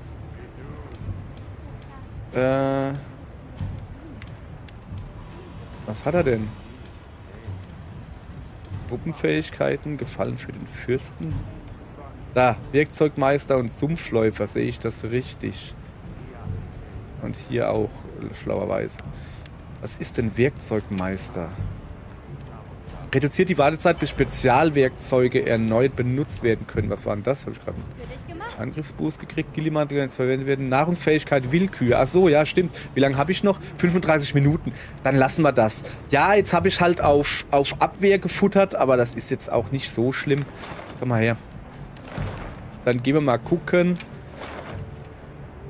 So, dann gehen wir mal zu meinem alten Lanzenkollegen. Ja, ja. Wunderbar. Tolle Rede, Mann. Wo ist er denn? Ja, da ist er ja. Ui, sogar in seiner Lanzenrüstung. Also Fabius, ich wusste nie, dass er so heißt. Komm mal her. Ich will meinen Hundi da weg haben. Ich will mir Fabius betrachten. Fabius kennt man aus, also zum ersten Mal richtig mitgekriegt habe ich in Monster Hunter 4. Da gab es halt irgendwie so eine Truppe aus mehreren Leuten. Und da war halt, er war der Lanzenmann. Ja, und der hatte auch immer, ich glaube, den goldenen Babel hatte er dabei. Das ist so eine Lanze, eigentlich eher einfach gehalten, das Schild eher, sieht aus wie so ein Bollwerk, keine Ahnung. Und eine goldene Lanze, das sah immer cool aus. So, also, Fabius, es geht ab. Dass ihr da seid. Ja, ich weiß. Mir wurde von euren Anstrengungen in den verschiedenen Regionen berichtet. Gute Arbeit. Professor, diese Rüstung. Soll das heißen? Auch ich habe etwas zu berichten. Warten wir, bis alle versammelt sind. Da lacht er. Da freut er sich, dass er mal wieder ein bisschen was schaffen darf. Nur hinterm Schreibtischzuge ist halt nicht so geil. Entschuldigt die Verzögerung. Folgendes habe ich herausgefunden.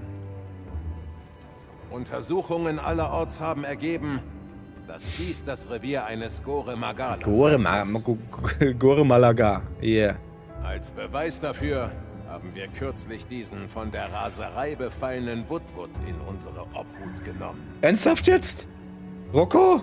Wir wissen nicht, ob ein Woodwood-Körper dem Virus standhalten kann. Aber so wie die Dinge stehen... Ferner habe ich eine Theorie. Die exzessive Energie der Drachenfackel, die anhaltenden Wetteranomalien. Ich glaube, beide Phänomene haben dieselbe Ursache. Den Gore Magala. Gore. Was? Aber... Moment, ein Virus. Interessant. Erklär's mir bitte, ich verstehe es natürlich nicht. Faszinierend. Es stimmt, dass das Virus gewalttätige Tendenzen im Wirt verstärkt. Das verstehe ich. Dann könnte diese ganze Energie eventuell nur ein Symptom sein. Ach, oder eine Immunreaktion. Die Erde quasi, das Land wehrt sich gegen das Raserei-Dingens. Und eine Infektion würde auch vieles anderes erklären, mit dem wir es zu tun haben. Oh Mann. Die Fackel ist organischer Natur. Das verdammte Ding ist am Leben. Denke ich auch. Und als Organismus sollte er auf eine Behandlung ansprechen. Kannst du folgen, Erik?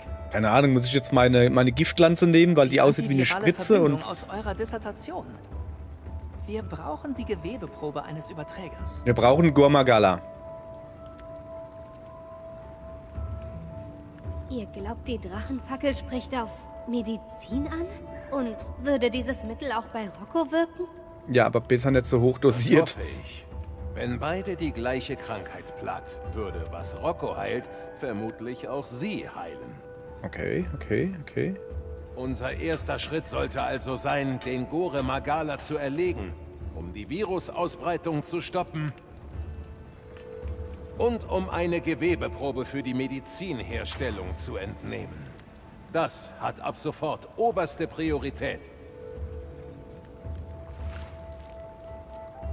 Ja. Verstanden. Dann kehren wir zurück, um eine finale Analyse in Sachen Heilung der Fackel durchzuführen. Ja, aber warum hat er denn jetzt die Rüstung an? Also hilft er jetzt mit oder was? Behalten, während ich die ihm entnommene Probe untersuche. Gut. Jägerin, wir beide? erlegen den Gore Magala. Das ist immer cool. Ich habe meine Männer losgeschickt, ihn aufzuspüren. Komm zu mir, wenn wir aufbrechen können. So. Gut. So. Also gut. Lass mich mal hier raus. Erstmal will ich mit Rocco reden. Roccolein, mein armes Roccolein. Roccolein. Na, Erik, komm, lass mich halt mit dir reden. Ja. Ja. Ah. Okay, es geht ihm gar nicht gut. Es geht ihm gar nicht gut. So, ich brauche Heißgetränke. Ja, ich weiß, es gibt immer Neuigkeiten. Heißgetränke habe ich mir gar keine mitgenommen. Das ist nicht gut. Darum nehmen wir welche mit, juhu. So. Also. Zeitmäßig habe ich noch 35 Minuten. Passt also auch. Und? So. Bereit zum Aufbruch? Mit dir immer, mein Schnuckilein. Mit dir immer. Sehr gut. Die Zeit arbeitet gegen uns. Genau wie der Gore Magala. Auf zum Treffpunkt. Auf zum Atem. Oder so. Jetzt hoffe ich mal, dass der wenigstens, ne, ich habe ja schon Monster bekämpft, die von Raserei befallen waren, aber die hatten halt noch weniger HP als andere. Ich erinnere mich noch an den Jan Kutku, der halt wirklich in 3 Minuten habe ich den platt gemacht. Das ist schon nix. Ah, guck mal, die Waffe. Schön. Ziel noch nicht gesichtet. Aber irgendwas ist hier.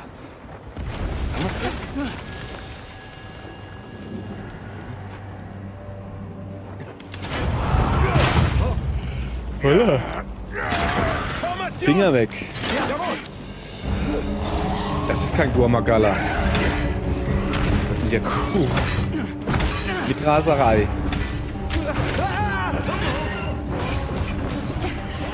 Okay, das scheinen wohl mehrere zu sein, oder was?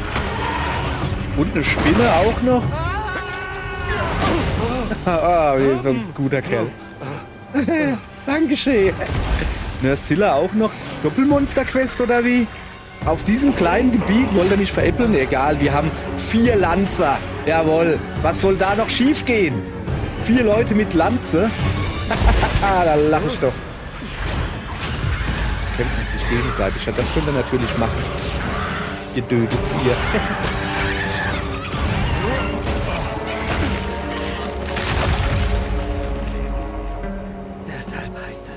Ernsthaft jetzt? Ein Jan Kutku kann einen Nersilla töten und ein Bein ausreißen? Geht's noch? Oh, das war Gurmagala.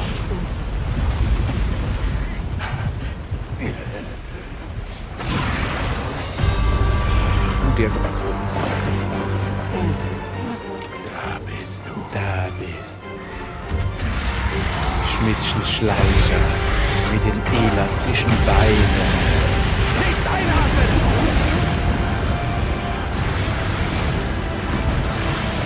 Hallöchen. Ich schau dir in deine nicht vorhandenen Augen.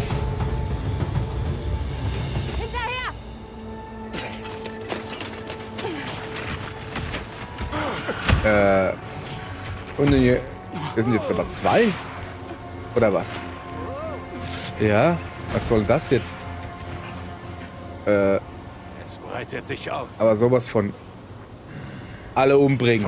Soll Gott sie aussortieren. Ihr beiden geht Ach so. mit ihnen. Los!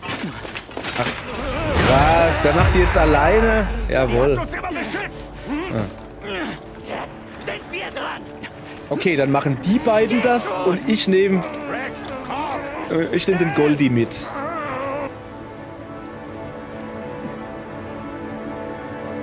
Komm mit mir, wenn du leben willst. Haltet durch! Das ist ein Befehl! So. Kann ich mich nicht auf mein Schild setzen und dann da runterschlittern? Wir sind doch im Schneegebiet, weißt du? Jetzt haben wir dich! Ja, haben wir dich. Aber ich habe noch kein Heißgetränk getrunken. Nicht gut.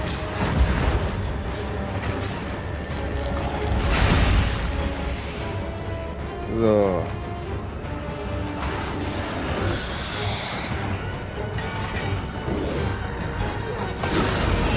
Na komm.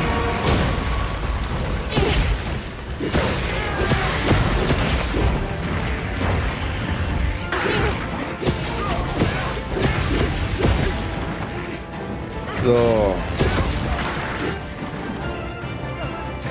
Boah. Wird es dann auch wieder den chaotischen Gurmagala geben? Also ist die komplette Gurmagala-Familie dabei?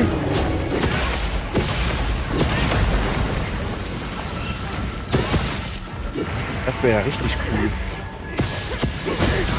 So. Auch den Kopf natürlich.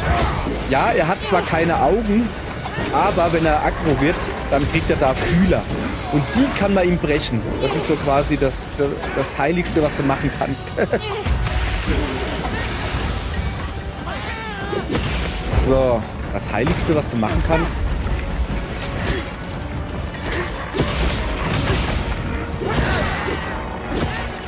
Das wäre schon mal sehr gut. Also eigentlich müsste ich erst Kopf brechen, wenn er in Raserei ist. Und nicht jetzt schon.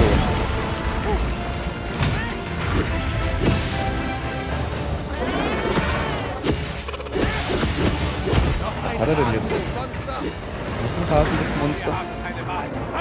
Ah, ja. Was ist denn das?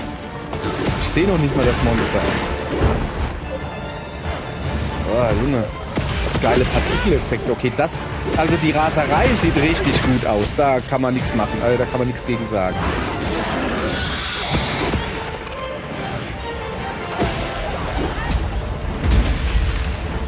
Also das sieht wirklich gut aus.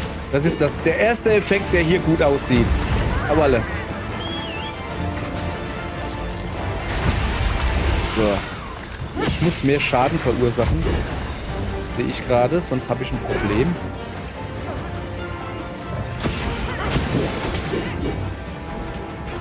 Okay, haut ab. Dann brauchen wir ein paar Nullbeeren, um das Ganze ein bisschen in Schach zu halten. Weil wenn die Raserei, wenn ich nichts dagegen mache, dann geht mein Angriff runter. Wenn ich aber hinkriege, dass ich genug Schaden verursache, dann geht mein Angriff hoch. Und jetzt ist er aggro. Und jetzt seht ihr auch die Welt.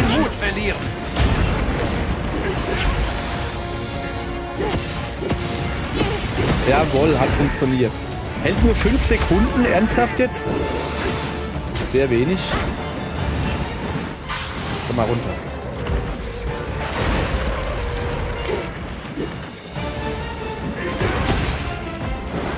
Hör mal auf, dauernd hier rumzuhüpfen. Echt jetzt.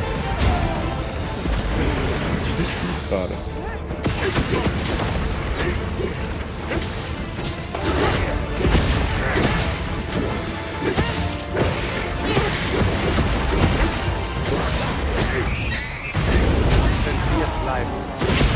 Ich bin sowas von konzentriert, das glaubst du gar nicht. So, jetzt auf den Kopf.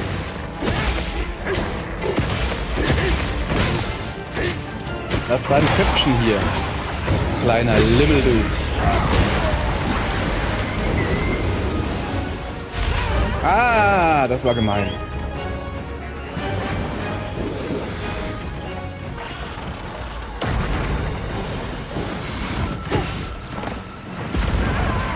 Boah, Alter.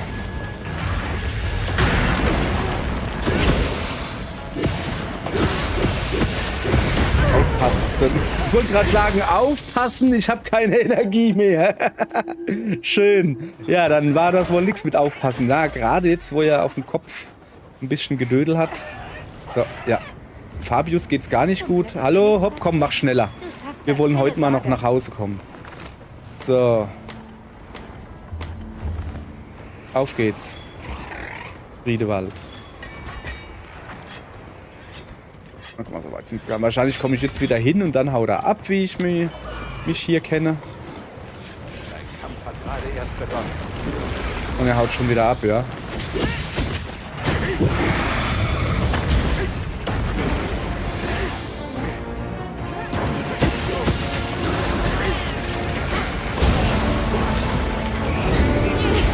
aufpassen, blocken. So, das macht ja keine 10 Mal mit mir.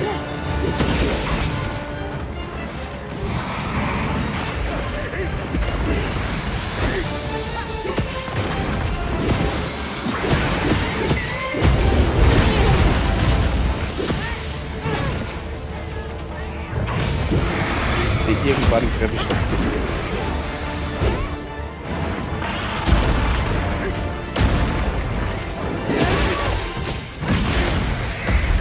Oh.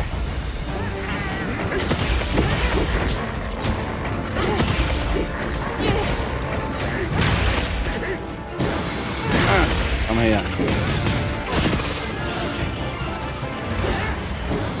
Haut ab, oder? Ja. Okay, ich habe nicht bedacht, dass die Raserei-Platscher, die er da macht, dass die ja explodieren. Ai. Wenn man alt wird, ne? So, hinterher, ihr Leid. Das ist der Gillimantel. Da. Drauf. Ja.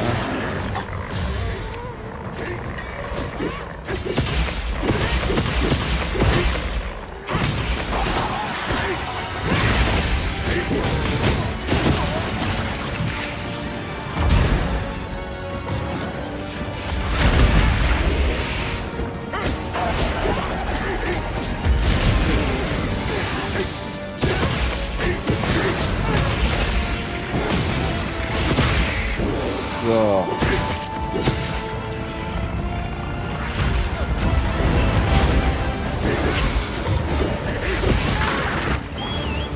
Junge, der macht mir aber schon ordentlich die Haare, ne?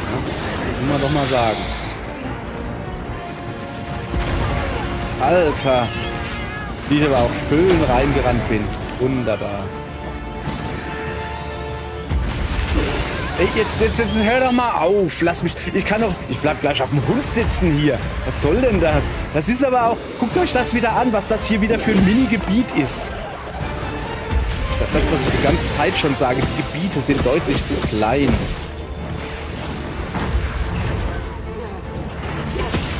So.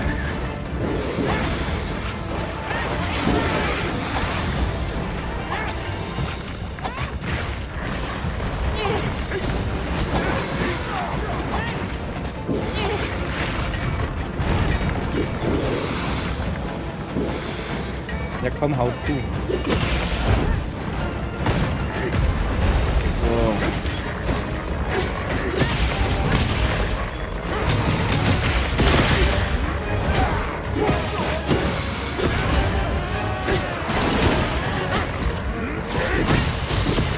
Bisschen undurchsichtig gerade.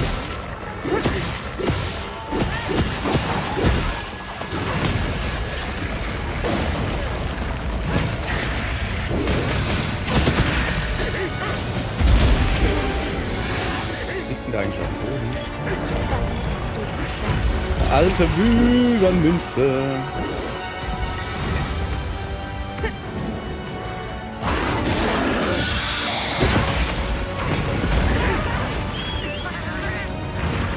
Ich glaube, es ist deutlich besser, nicht dauernd den Hund zu rufen, weil bis der kommt, dann geht er in eine komplett andere Richtung, als die, wo ich eigentlich hin will, weißt du? Einfach da liegen und sterben. Ja, natürlich nicht.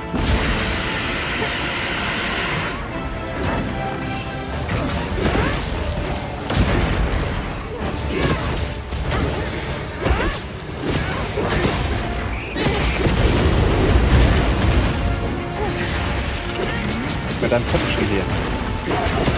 Dein Köpfchen haben.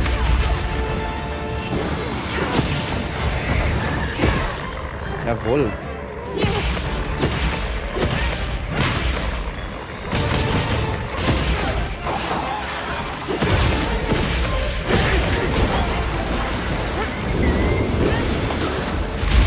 Das kann jetzt ein bisschen wehtun. Für ihn natürlich, nicht für mich.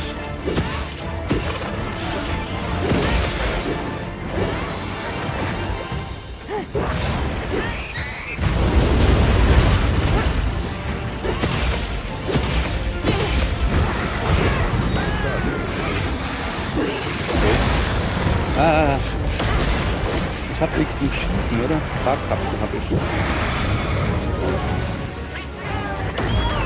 Danke, dass du mich rausgehauen hast. Wenigstens auf dich kann man sich verlassen. Der Hund hat dann mal wieder keinen Bock. Nicht nachlassen, es ist noch nicht vorbei. Haut er wieder ab, oder was? Ja. Natürlich ist noch nicht vorbei, der lebt ja noch. Was auch für ein dummer Spruch.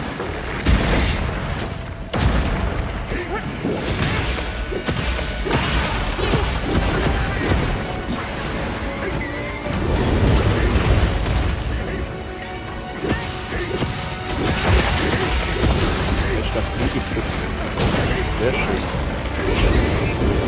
Ups.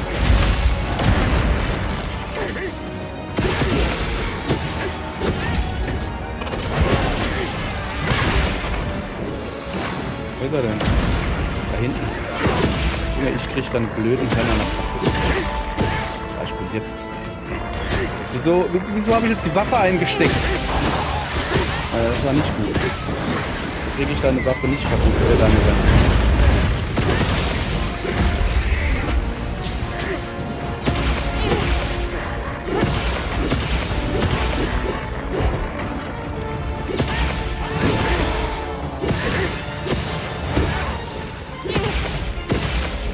Genau, bleib hier im Eisenposten hängen, das ist gut. Kann ich dich viel besser kleinschnitzen.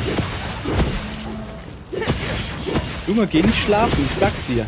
Ich bomb dich wach. Okay, er scheint es nicht anders zu wollen. Er will wach gebombt werden. Ja dann, das kriegen wir hin. Aber lockerstens kriegen wir das hin. Ziehen wir da Mäntelchen aus, das sieht dumm aus. So.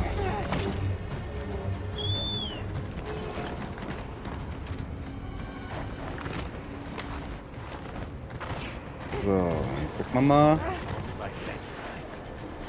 Wachsam bleiben. Ja, schön an den Kopf. Pass auf. 1. 2. Ich habe mir doch 4 Fassbomben mitgenommen. Bin ich mir ziemlich sicher. Okay. Danke. Alter, die ist aber auch schwer.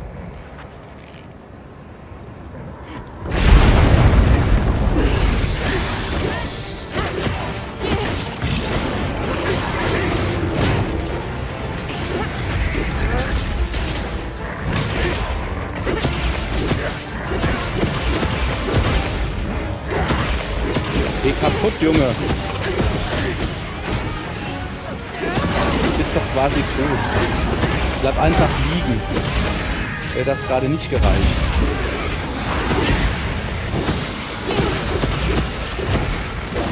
Du brauchst auch jetzt nicht in Raserei zu verfallen. Du bist quasi tot. Du weißt es nämlich nicht. Ups, schnell aus dem Weg gehen. Es funktioniert.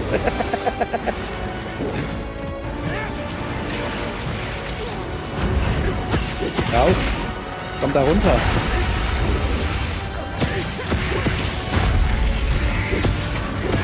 Wie?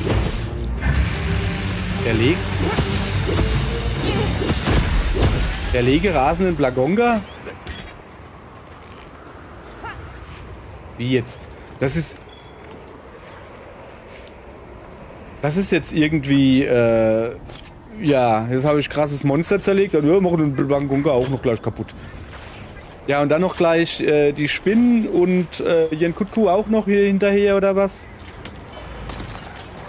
Naja. Aber kriegen wir hin, wir haben noch ewig Zeit. So. Ja dann. Dann war es ja vielleicht gar nicht mal so schlecht, dass ich noch Eisabwehr gefuttert habe.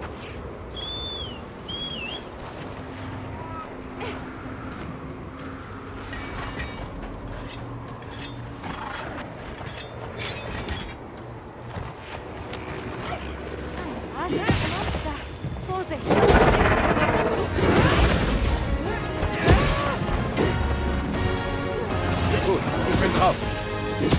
Nee, das ist mein Dingens. Ich will das machen.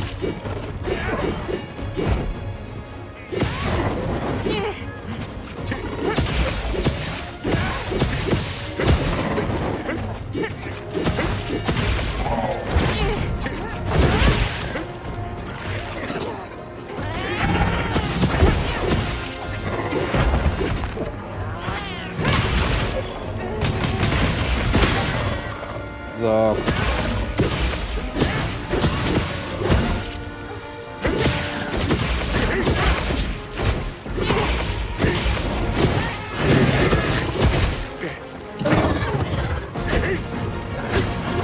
Wieder, weißt du, ich hab gerade deinen Chef platt gemacht. Jetzt guckt mir hier so ein dummer Affe da gerannt. Ich glaube, es geht los. Ist nur ein müder Abklatsch von Gurmagala.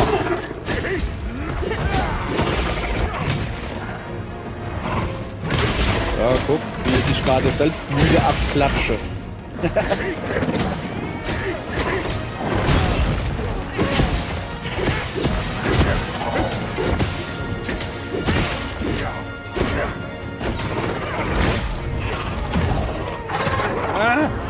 Lassen Sie das. Kann ich ja gar nicht leiden.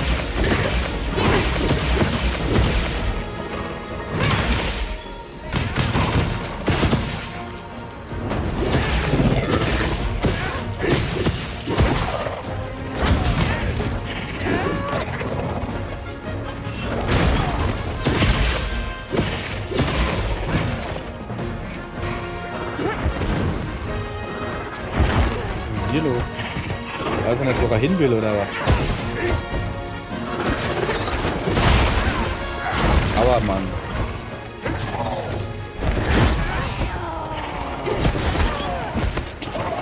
Oh, da ist eine Schockfalle. Na komm mal her. Ich helfe dir ein bisschen. So. Oh meine. Dingens ist weg. Depp.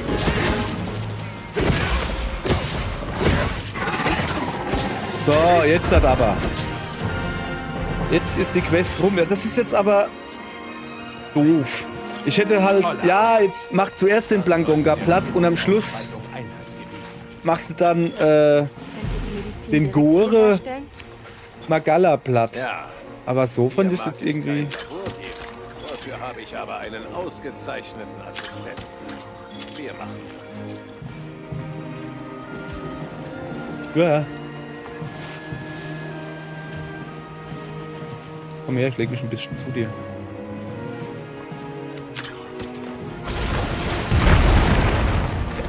Habe ich das Ding jetzt auf den Käfer da fallen lassen. Das ist natürlich... Muss man auch erstmal hinkriegen, so. Komm mal her, Hundi. Kannst du mich da rüberführen? Ich weiß jetzt nicht genau warum, aber warum auch nicht, ne? So. Ja, bist schon eine Feinerle. Feinerle, bist du Feinerle, Feinerle, bist du so fein, so fein.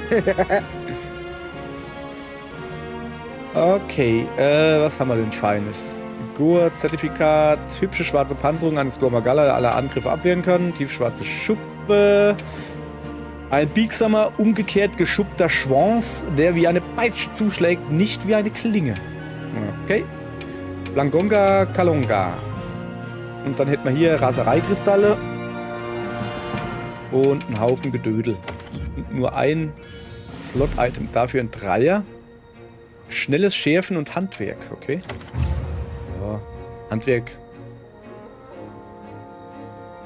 Da kriege ich immer noch kein Level-Up. Immer noch nicht. Ist die Story immer noch nicht weiter. Okay, dann müssen wir die Story wohl weitermachen. Oh, guck mal, wie schön ich wieder leuchte. Haha. Müssen wir wohl die Story wieder weitermachen, damit ich hier wieder im Hunter-Rang steigen kann. Jägerrang. Gut. Wir sollten ihn weiter beobachten. Aber sein Zustand hat sich stabilisiert.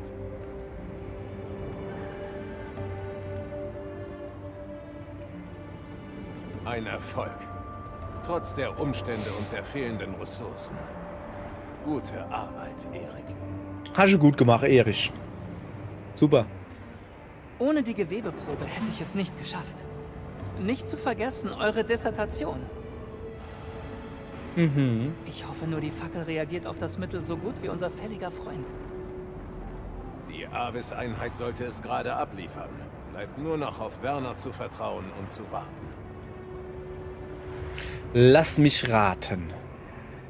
Die will es abliefern, aber ein Arkwelt kommt in die Quere. Den müssen wir dann aus dem Weg räumen. Und wenn wir es dann reinspritzen, das Zeug oder so, entsteht ein neuer super mega Endgegner-Drache. Den müssen wir dann auch platt machen. Unglaublich. Sogar mir fällt die Veränderung auf. Geht es so schnell? Ja, aber so sehr ich diesen Erfolg für mich beanspruchen will, die Wyvern-Milch macht die meiste Arbeit. Würde sie die Wirkung der Behandlung nicht verstärken, wäre keine so schnelle Heilung möglich. Und was, wenn ein anderer Gore Magala auftaucht? Meinst du, sie könnte erneut infiziert werden? Nö, die hat jetzt genug Antikörper. Gute Frage. Aber da mache ich mir keine Sorgen. Vor allem, wenn das Ding organische Eigenschaften besitzt. Erik weiß da sicher mehr als ich. Aber gut möglich, dass sie jetzt Antikörper gebildet hat. Sag ich doch, siehste? Und wenn die Wyvern-Milch diese Resistenz verstärkt, braucht es schon einiges, sich da durchzumogeln. So optimistisch bin ich noch nicht. Das Ding ist nach wie vor ein Mysterium und eine Bedrohung. Aber egal. Mach du hier mit deiner Forschung weiter, Werner. Ich werde das Gebiet im Auge behalten. Gut, wir verabschieden uns dann. Zuerst. Die Zyklen sollten sich überall normalisieren, aber ich würde sie gerne im Auge behalten.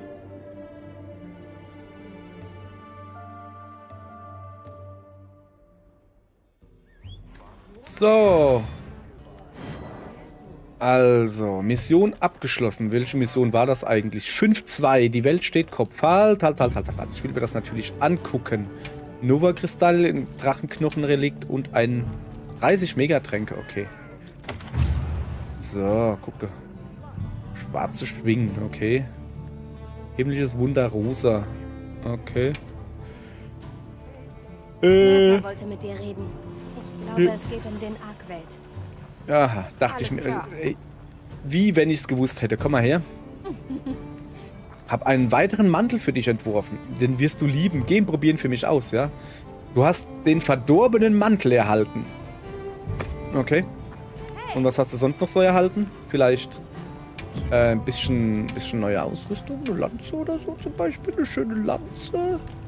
Ah, eine schöne Lanze. Oh, da brauche ich noch 2 Zertifikate und ein Reißer ist wahrscheinlich Fuß. Kralle. So, aber dafür muss ich zuerst Rathalos machen. Und da fehlt mir noch ein Flügel. Naja. Fehlt mir immer noch ein Monster. Ich glaube, das ist das Endgegnermonster, oder? Möglich. Guck mal, Verbesserung steht nichts an. Dann gucken wir uns mal die Rüstung an. Gehen wir mal nach unten. Nee, unten ist nicht gut. Dann gehen wir mal nach oben. Dann wird man mich loben. Ich glaube, das ist auch nicht gut. Bin ich hochrangig? Ja. Schon irgendwie. Zeig mir doch einfach... Ach, das war ganz unten, das war so klar. Aha. Dann zeig mal her. Unverwundbarkeit, Konstitution und Antivirus. Antivirus ist... ich glaube... Da. Wo sind wir denn? Antivirus da. Erleichtert die Überwindung einer Raserei-Infektion. Verbessert nach der Heilung die Affinität. So. Erhöht die Erholungsrate bei einer Raserei-Infektion deutlich. Nach der Heilung Affinität plus 15. Ach so, man kriegt Affinität dazu, wenn man die Raserei überwunden hat. Ich dachte, man kriegt Angriff dazu. Aber nee, man kriegt wahrscheinlich Affinität plus. Und danach, wenn man es halt nicht schafft, kriegt man Minus.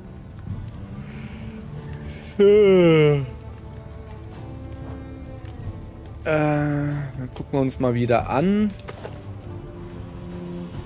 Mir gefallen die Schulterpolster, weil das halt so die Klauen vom Gore Magala sind, weißt du? Und hier, kleine Klauen. Großer Clown, kleiner Clown. Außerdem finde ich hier den Helm besser.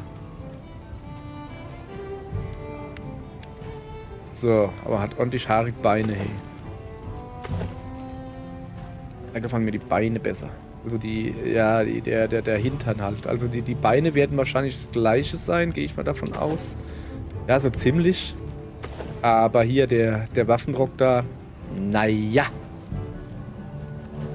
So, was habt denn ihr hier für feine Sachen? Unverwundbarkeit, Konstitution, Verschmelzung und hat der auch Verschmelzung? Ja, aber nur wenig. Was ist denn Verschmelzung? Erhöht Elementschaden und die Statusansammlung geringfügig. Verbessert nach der Erholung von Pest und anormalem Status vorübergehend Elementangriff und Statuseffekte. Aha.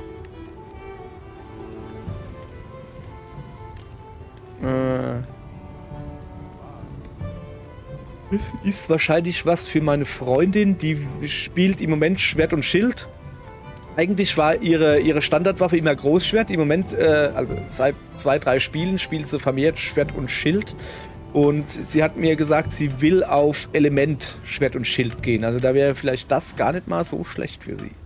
Was ist denn Gormagalas Raserei? Löst im Kampf gegen große Monster Raserei aus und erhöht den Angriff. Angriffskraft steigt nach Erholung.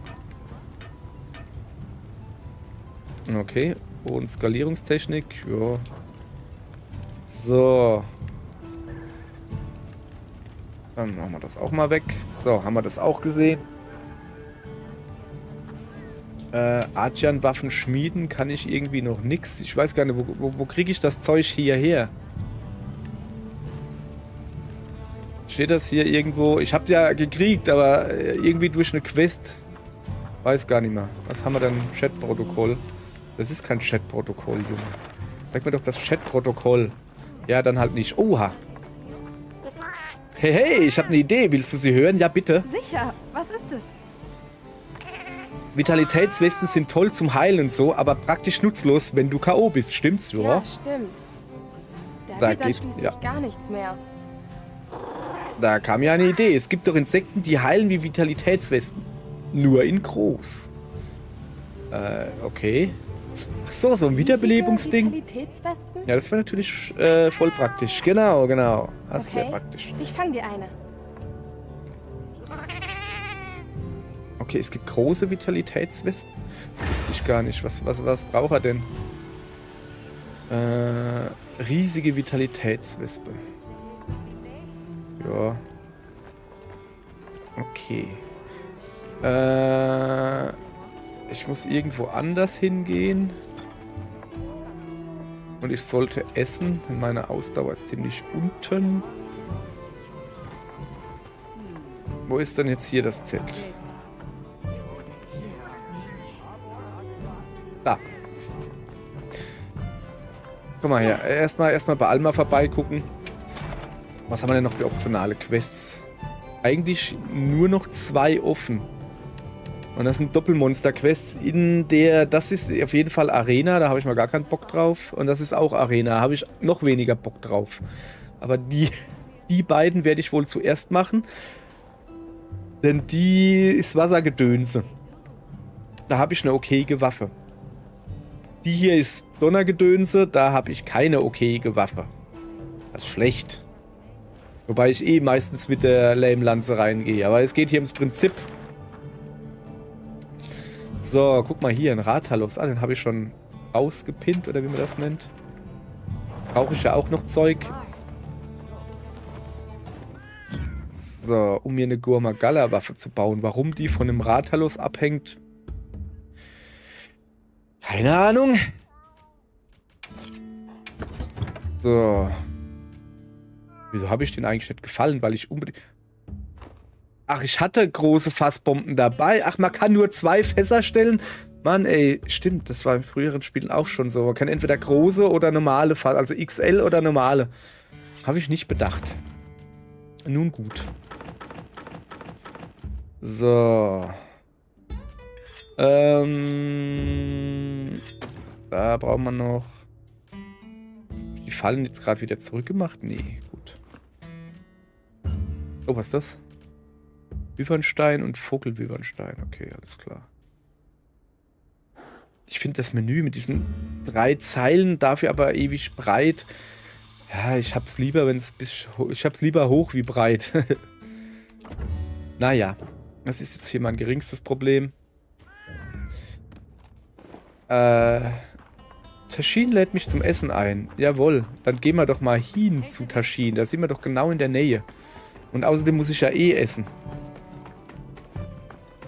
Eine riesige Vitalitätswespe. Können ja grundsätzlich überall sein.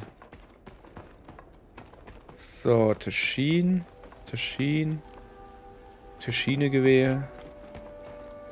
Achso, ich kriege ihn sogar auf die Karte angezeigt. Hier, Wahnsinn. Da hinten ist er. Ist das dein Haus? Hallo, Taschin. Du bist der Rüscher. Ah, perfekt. Es gibt da etwas, wozu ich gern deine Eigentlich Meinung bin ich nur zum Essen hier und nicht zum Meinungsaustausch, aber okay. Schieß los. Ach, hinne. Angeblich gibt es zur Lebensweise der Wächter immer noch viele Fragen. Okay. Meinst du zum Beispiel, dass es gehärtete Wächter geben könnte? Oder einen gehärteten Shuvu? Weiß nicht, aber wäre cool. Ihr Selbsterhaltungstrieb ist ebenso stark wie der anderer Monster. Wäre nicht überraschend. Insbesondere was das Fressen oder gefressen werden angeht. Wieso? Hast du was gesehen? Nein. Nee. Nur aus dem Augenwinkel. Sicher bin ich nicht. Aber er war nicht wie andere. Ausgerechnet Shuvu? Schön, das ist eins meiner Lieblingsmonster. Falls du dich irrst, umso besser. Ich gebe es an die Gilde weiter und greife ein, wenn nötig. Danke. Das würde mich beruhigen. Entschuldige die Umstände. No problemo. So, Nebenmission Kampf ums Überleben. Zeig mal kurz her. In den Ruinen von Viveria ein gehärtetes Monster gesehen zu haben. Bei den ersten Sichtungen scheint es sich um einen Shuvu und einen Wächter-Vulkan-Otto zu handeln. Starte eine Untersuchung, um das Ausmaß der Gefahr einzuschätzen. So. Also jetzt gibt es neuerdings Zweier-Quests. Aha. Gehärteter Balahara? Ach ja, den muss ich noch abgeben. Das könnte man machen. Jetzt wird er ja wohl mit mir reden. Dann haben wir einfach nur hier Vitalitätswespe und ich muss mir noch einen großen Vaponiten fangen. Aber das hier könnte man abgeben. Nee, nicht das. Das da. Gehärteter Balahara, den habe ich ja gemacht. So, Taschin, du wolltest mir was zu essen kochen, was Leckeres, ja? Bitte. Mit ordentlich Knoblauch, bitte. So. Der gute Knoblauch. Der gute Knoblauch. Das Lustige ist, weiße Tomaten gibt es ja wirklich. Und das da könnten Physilis sein. Aber es sieht halt aus wie ein Dotter, eine Dotterblume. So. Sehr schön. Danke, danke, danke. Wo komme ich denn hier raus? Da oben. Also, zuallererst mal... Junge, was geht denn hier ab? Bonusbelohnung. Ah. Und gehärtete Monster kriege ich das rostige Zeugs da. Ach so. Dann sag doch was. Macht der da oben auch? Nee. Also nicht von jedem? Gehärteten Monster. Ja. Ja, hoppala. Sorry. Ich will ja... jetzt habe ich wieder hier überall Dingens da. Appa möchte sich unterhalten. Ja, aber hallo. Wenn mein Liebling sich mit mir unterhalten will, da gehe ich natürlich hin. Mein hübsches Mädel. Mein kleines. Meine kleine Süße. Geh mal hoch. Bleib mal weg, Hundi. Ich will nicht, dass ich nach Hund stinke, wenn ich mit meiner Süßen hier rede. Appa! Komm her! Ich hab hier was Scharfes für dich. Kannst einen Uppercut machen. Da ist sie, meine Hübsche. Hallo, Kleines. Alles klar? Ach, du bist es. Entschuldige. Darfst dich nicht entschuldigen, alles klar. Du wirkst nervös. Ist was vorgefallen? Monster nähern sich in letzter Zeit dem Dorf. Deshalb bin ich in Alarmbereitschaft. Monster hier? Warum sollten sie plötzlich so nah kommen? Laut der Allhörenden wüten jüngst einige Monster in den Eissplitterklippen. Sie hätten die anderen Monster vertrieben. Und tja, die tauchen jetzt hier auf. Verstehe. Das ist besorgniserregend. Wenn es sein muss, verstärken wir das Tor und sitzen die Sache aus. Aber die Hüter... Stimmt. Und der Ursache nach zu urteilen, könnte sich das Problem noch verschlimmern. Ja. Dürfen wir uns die Sache näher ansehen? Ja, dafür wäre ich sehr dankbar. Und keine Sorge, ich halte so lange hier die Stelle. Was er damit sagt, ist, ich warte auf deine Rückkehr, mein Schnuckiputzi. Mein Herzgebubbeltes. Das sagt sie. Aber sie kann es halt nicht so direkt sagen, weil sie auf Arbeit ist. So, hast du mir was Feines gesammelt? Hat sie, guck mal hier, sogar eine Drachenschuppenbase. Sie schenkt mir wertvolle Schmuck und sowas. Ich sag dir, die liebt mich genauso, wie ich sie lieb, auch wenn sie komische Füße hat. Macht aber nichts. Ich lieb dich auch, obwohl du komische Füße hast. So. Und jetzt gehen wir mal hier ein wenig vermelzen. Aber nicht vor Liebe. Oh, da unten gibt's was Neues. Hallo, Schmelzoma. Ein ungewöhnliches Stück trägst du da mit dir herum. Ein Relikt aus uralten Zeiten. Wenn man die in den Schmelztiegel tut, verändern sich ihre Eigenschaften. Probier's doch mal aus, falls du mit deinem da ansonsten nichts anfangen kannst. Was ist denn dieses uralte Relikt, was ich da rumtrage? Zeig mal her. Relikte einschmelzen.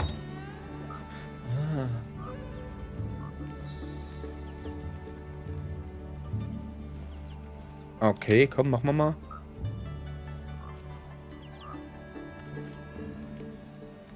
Benötigt zur Herstellung 5 Punkte. Ach so, ich kann die Punkte da benutzen, also das da. Ja, aber die will ich doch behalten. Ich krieg eine kaputte Waffenscherbe, also sowas da. Und ich brauche 5 Punkte. Dann nimm mal das hier, das gibt genau 5 Punkte. So. Das reicht erstmal. Mach mal. Ich muss mal gucken, was das da ist. Ich will da jetzt nicht irgendwas verplempern hier. So. Aha. Rostiges Gerät. Ey, da muss mal Hosenlatz offen oder woher weiß die? Ach so. Ich hab das gar nicht im Inventar. Ich kann das nur immer wieder machen. Okay. Ja, ich will eigentlich hier Rätselsphäre Schwert, Glühkugelschwert, Rätselsphäre Rüstung. Mit einer defensive Dekoration. Mit schwacher Kraft, mit verborgener Kraft. Mit verborgener Kraft.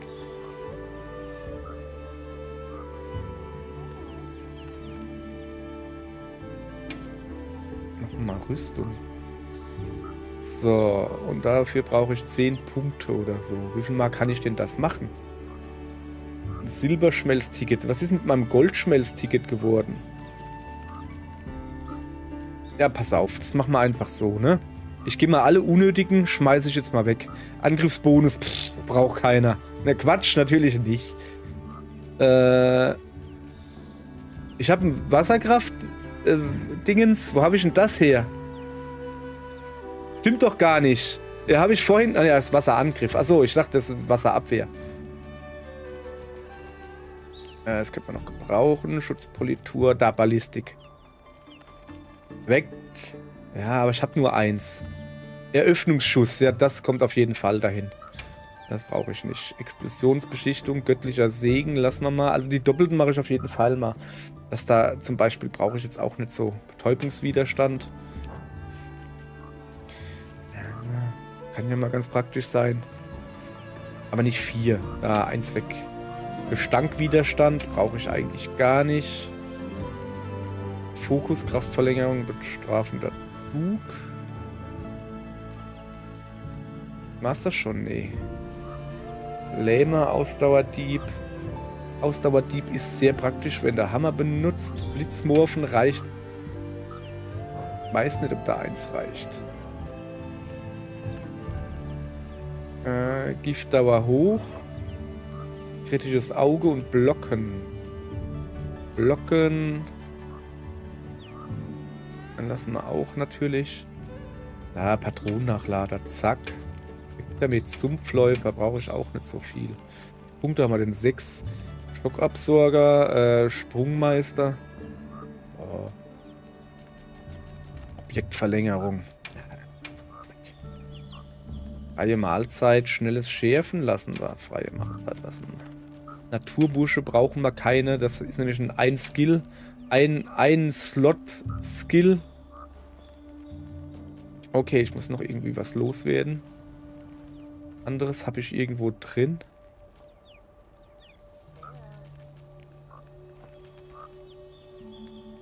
Ach, ich habe da Naturbusche irgendwo drin. Okay, dann machen wir gerade das andere Naturbusche auch noch weg.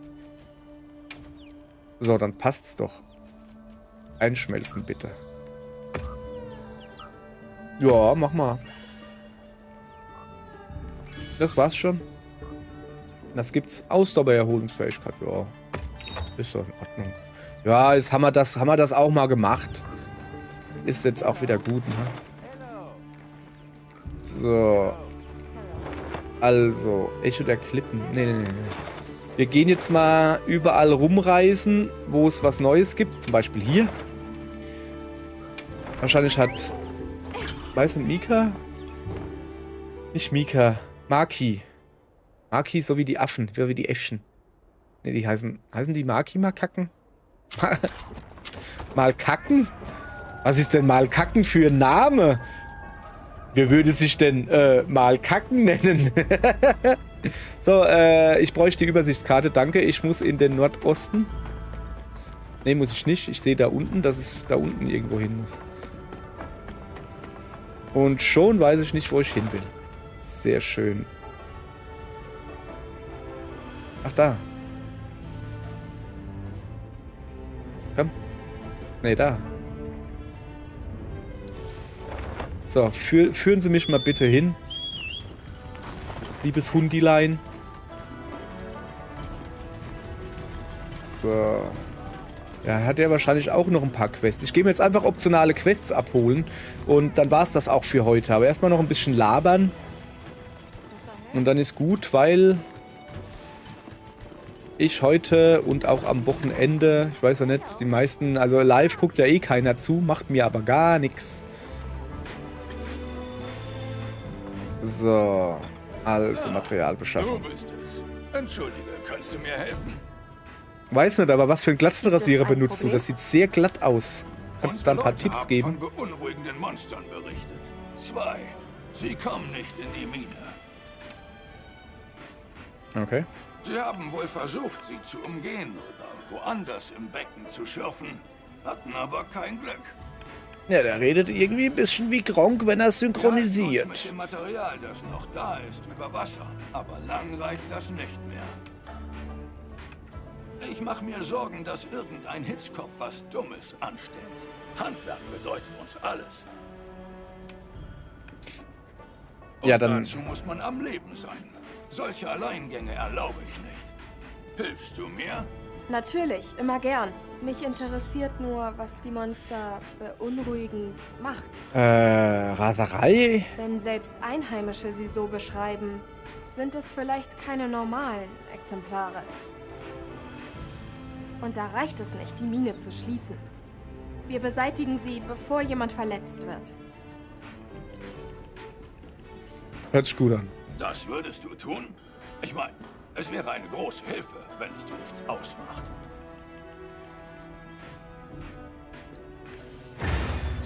So, Nebenmission Störenfriede. Gucken wir uns gleich mal an. Laut Sabah behindern Monster im Ölquellbecken die Bergbauarbeiten. Es handelt sich dabei wohl um besonders gefährliche Gravios und Acharakan, die sich von normalen Exemplaren unterscheiden. Sei also vorsichtig. Bin ich doch immer. So, gibt es hier noch irgendwas Leckeres, was man machen könnte? Schaut nicht so aus. Dann reisen wir, ich hätte die Karte auflassen können. Dann reisen wir gerade weiter. Quest Störenfriede. Nee, da müssen wir gar nicht hin. Pfirsich möchte... Moment, Störenfriede? Ja, achso, das ist die Quest, die ich gerade gemacht habe. Alles klar. So, der Pfirsich will sich unterhalten. Und der ist wahrscheinlich bei den Woodwoods. Der will wahrscheinlich wieder ein Kongalala-Fell haben. Wie ich den guten Mann kenne. Und zu Isai müssen wir auch noch. Da muss ich ja noch mal eine Quest abgeben von vorübergestern oder sowas. So. Hallöchen, aufstehen. Du, zugehört. Kennst du die lästige Kreatur, die im Wald ihr Verwesen treibt? Weiß nicht, beschreib sie mal bitte. Weißes Fell und rote Blume. Weißes Fell. Ah, eine Lalabarina. Bist du ganz gefühllos? Der Beschreibung nach meinst du eine Lalabarina. Lalabarina. Wenn Rosa auf Rot trifft, wird Fell schädlich. Höchst unerwünschenswert. Junge, beinahe wäre eine Mücke in den Mund Macht geflogen. euch also Schwierigkeiten, weil sie Kongalala-Pilze beschädigt? Das rosa Fell ist höchst prächtig. Mit Schädigungen unprächtig. Sehe ich genauso. Aber Rosa und Rot sind seltsam. Die Verwilderung ist von anderer Art. Mhm. Warte, sind es keine normalen Exemplare? Schwer zu sagen, was genau vor sich geht. Fell hin oder her. Ja. Das klingt besorgniserregend. Wenn sie gefährlich sind, kümmern wir uns drum. Gut gesprochen. Es sei dir übergeben. Ein Sieg wird ordentlich vergütet. Okay. Dann gucken wir uns das natürlich an. Was gibt's Feines? Ja. Ich will eigentlich diese Quest nicht annehmen. Ich will sie nur gucken. Ja, das war dann wohl nix. Dann gucken wir mal hier rein. Missionsinfo. Eine Anfrage von Fliersig. Offenbar gehen sich im Wald an der Lalabarina oder an Kongalala an den Kragen und die Qualität des geschneidigen rosa Fells steht auf dem Spiel. Hoppala. Jage die Monster umgehend, damit alle wieder ihre Ruhe haben. Yo. Aber wir müssen noch. Luisai. Immer noch.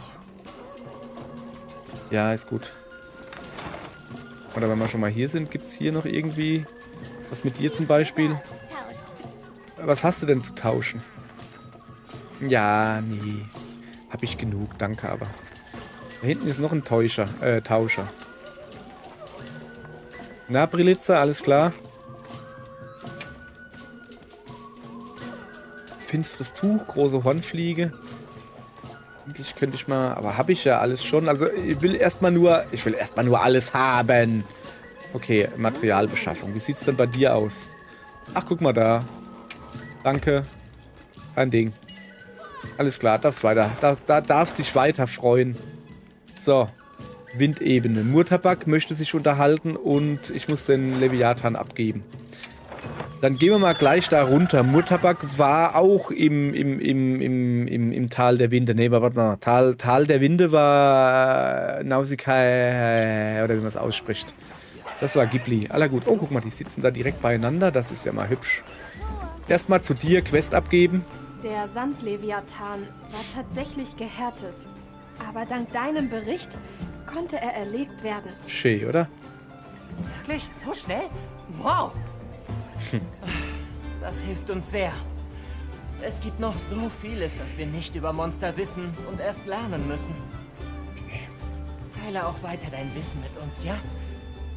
Besonders, wie wir vermeiden können, sie zu jagen. Bei so akuter Gefahr ist es unvermeidlich. Aber am besten ist ein friedliches Zusammenleben. Ja. Das Melden von Veränderungen gehört dazu. Wenn wir Zeichen früh erkennen, haben wir andere Optionen. Gefahr erkannt, Verstanden. Gefahr gebannt. Alle Okay. Beobachtungen gehen an dich. Danke nochmal. Wirklich. Ach Den ja, mag ich irgendwie. Der ist Hier, ehrlich. für Keine dich. Ahnung. Ein kleines Zeichen unserer Dankbarkeit. Bitte nimm es. Was hast du denn was zu essen? So, Mission abgeschlossen. Was habe ich gekriegt? Keine Ahnung. Würziger Kunafa-Käse und Ostlandhonig. Ja, danke, das nehme ich mit. Was gibt's? Ja, ich kann noch nicht. Ich muss noch irgendwie was machen, damit ich im Jägerrang weiter aufsteigen kann, ja. Ich habe eine neue Geste erhalten. Uiuiui, jetzt geht's aber rund hier. Ja. Oh, neue Dekoration. Letztens habe ich noch gefragt. Saikri Rückwärtssalto. Kommunikationsfenster, neue Dekoration. Eine der neue Variation der Geste Saikri Streicheln. Habe ich noch gar nicht probiert hier. Okay. So. Aber Mutterbug wollte doch auch noch was. Wo ist er denn hin? Junge, ich hab doch nur ein bisschen... Ist er jetzt da traurig oder ist er eifersüchtig oder was? Lauf doch nicht weg. Komm, bleib hier. Pass mal lieber auf die beiden da auf, die klauen euch euer Essen. Entschuldigung, ich hätte da eine Frage. Ja, bitte? Claro. Warum hast du so eine Maske auf? Normal, Keine Ahnung, warum liegt bei euch hier Stroh? Ja, dann Tja, fütter doch einen es Seikrieg. ist zumindest nicht ungewöhnlich, dass sie um ein Revier streiten. Aber Kämpfe über mehrere Tage sind eher selten. Wo war das? Im windgesegneten Land. Die von der Vorhut sehen sie immer dabei, wenn sie Windquarz abbauen gehen. Angeblich sind sie aufeinander konzentriert und ignorieren unsere Leute, aber ich mache mir trotzdem Sorgen. Du hast recht. Es mag nur Glück gewesen sein, dass sie bisher nicht angegriffen wurden. Ich will nicht warten, bis sie das Glück verlässt. Wir werden diese Monster untersuchen. Jawohl. Nimm ich mal schwer vor. Ich leg's auf den Stapel. Also es kommt in den Stapel, wo wichtige Quests drin sind, aber ich leg's nicht ganz oben hin, kann ich euch gleich sagen. Aber es ist nicht vergessen. Zeig mal hier. Was hast du denn dann so Feines noch? Habe ich dem noch keine Arbeit gegeben oder habe ich schon alles abgebaut? Nitropilze habe ich jetzt 178, ja, das reicht jetzt so langsam. Was haben wir denn noch nicht so viel? Den brauche ich noch gar nicht. 42, mal Drachentodbeeren, okay? Auch nicht schlecht. So. Okay, fortlaufender Konflikt. Wo gibt es einen fortlaufenden Konflikt? Keine Ahnung, aber da hinten gibt es was zu futtern. Die Allhörende lädt mich zum Essen ein. Ja, da werde ich doch ja sagen. Okay, dann schlagen wir uns noch den Bauch ordentlich voll, wenn mich meine ehemalige Kinderärztin zum Essen einlädt. Außerdem bin ich natürlich so... Kann ich noch beim Schnucki vorbeigucken? Komm. So. Schnucki, ach Schnucki. Komm, fahr mal nach Kentucky. Hallo. Hallo, Süße. Na? Nö, ich wollte eigentlich einfach nur ein bisschen mit dir quatschen, weißt du? Ja, aber ich habe jetzt aber eigentlich auch genug. Komm, wir können mal was anderes suchen lassen. Die freut sich doch, wenn sie für uns was arbeiten darf. Meine Freundin freut sich auch immer, wenn sie für mich was arbeiten darf. Ja, so. Ich will was futtern. So. Erstmal hier dem Liebchen guten Tag sagen, das ist wichtig. Und dann gucken, wo es was zu futtern gibt. Wo ist denn die Allheilende?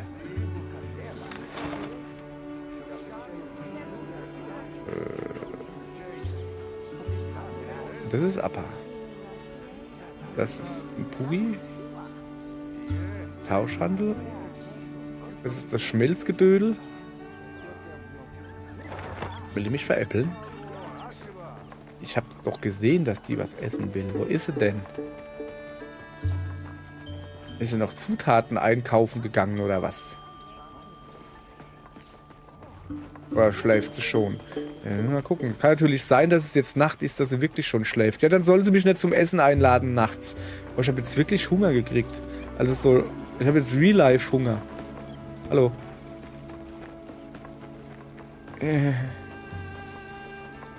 Na, kleiner Mann?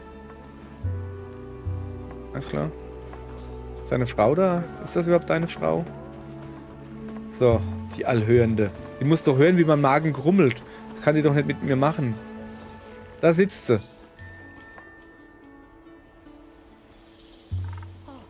Ja. Steh mal auf, mach mir was zu essen. Ja, bitte, bitte. Ich bin doch extra deshalb hergekommen. Was gibt's denn? Vorteil-Mahlzeit, sicherer Mahlzeit und Willkür-Mahlzeit. Ja, mach mal hin. Willkommen. Hallo. Ach, bei ihr gibt's Fleisch. Oh, gutes Fleisch. Guten Appetit. Dankeschön, gutes Fleisch. Ja, gib mir Fleisch. Mampf, Mampf, Mampf. Zack. Und Fleisch bleicht das. Oh, das ist so schön. Und Knoblauch. Guter Knoblauch. Boah, ich habe jetzt ohne Scheiße, ich habe wirklich gerade Hunger. Ich beende jetzt das Ganze auch hier. Dankeschön. Warte mal, ich kann auch, glaube ich, bedanken, machen irgendwie. Zeigen, jubeln, winken, stimmig winken, applaudieren, Gruß. Danke. War lecker. Ja. Und, was machst denn du jetzt da? Wieso sind die anderen eigentlich so klein und manche sind so groß? Ja, ganz einfach. Appa ist so groß wie meine Liebe zu ihr. So, komm her, Appa. Hast du Bock auf ein Foto machen? Ja, muss ja, ja. Ach, guck mal, wie wir uns verliebt angucken hier. Wir machen jetzt ein Abschlussfoto, wenn ich rausfinde, wo ein Foto geht. So. Sichtmodus wechseln. Ja, genau. So, und dann würde ich gerne noch seitliche Position anpassen. Ach so. So brauchst du jetzt auch in die Kamera gucken. Vertikale Position, ne, das ist schon in Ordnung, wie ich finde. Untermenü. Zeiteinstellungen. Ach so. Ich würde gerne... bearbeiten muss mit dem linker Button. Ah ja, hier. Da sind wir. Gruß, zeigen, nicken, verweigern, grüßen. Ja, okay. Zeigen. Wo zeigt sie hin? Ah, auf mich. Nicken. Ja. Oh, jetzt guckt's aber. Komm her.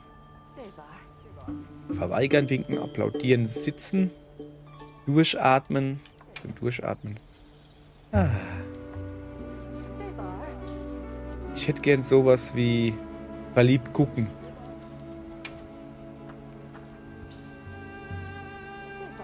Gibt kein Stolzieren, tanzen. Ich will nicht stolzieren und tanzen. Niedliche Pose. Das ist schön. Das lassen wir. So. Und jetzt könntest du vielleicht noch, wie mache ich dann ein Foto? Könntest du vielleicht noch erstmal so ein Foto gemacht, okay. Und dann könntest du vielleicht mich angucken, hier ein bisschen, Mädel. Süße Appa. Aber hallo? Die will nicht. Naja, das macht nichts. Oh, mach mir nicht weh, gell? Das sieht hardcore aus. Das wollen wir nicht. Kann ich dir unter den Hut gucken? So, oh, das war ein Spitzenfoto gerade. Das sieht aus, als würdest du mich beschützen, weißt du? Mal gucken, ob wir noch so ein schönes hinkriegen. Wie war das wieder? Sichtmodus wechseln.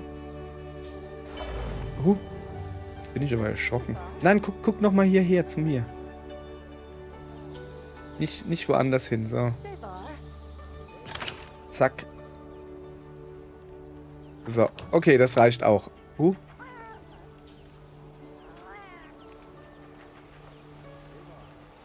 Ernsthaft jetzt? Da ist eine Katze, die mir die Fotos malt? Yay, danke!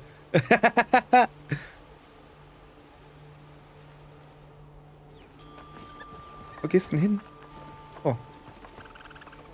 Okay, jetzt wissen wir auch, wie ein Fotoapparat funktioniert. Da hier kommt eine Katze und malt einfach das, was es sieht. Auch wenn das Bild eher aussah, als wäre es das Titelbild. Aber egal. So, komm mal her, Puggi. Puggi, Puggi, Puggi. Noch ein bisschen streicheln zum Schluss. Da freut er sich und ich kriege einen Blaupilz. So, jetzt ist aber gut. So, ihr Leute. Stürmisches Winken. Stürmisches Winken, stinkisches Stinken. Alles klar. Für heute soll es das gewesen sein. Am Wochenende werde ich nicht live zocken. Macht ja aber nichts, weil da muss ich was arbeiten. Das macht schon was, habe ich nämlich gar keinen Bock drauf. Es ist aber, wie es ist. Und deshalb sage ich leise Tschüss. Tschö.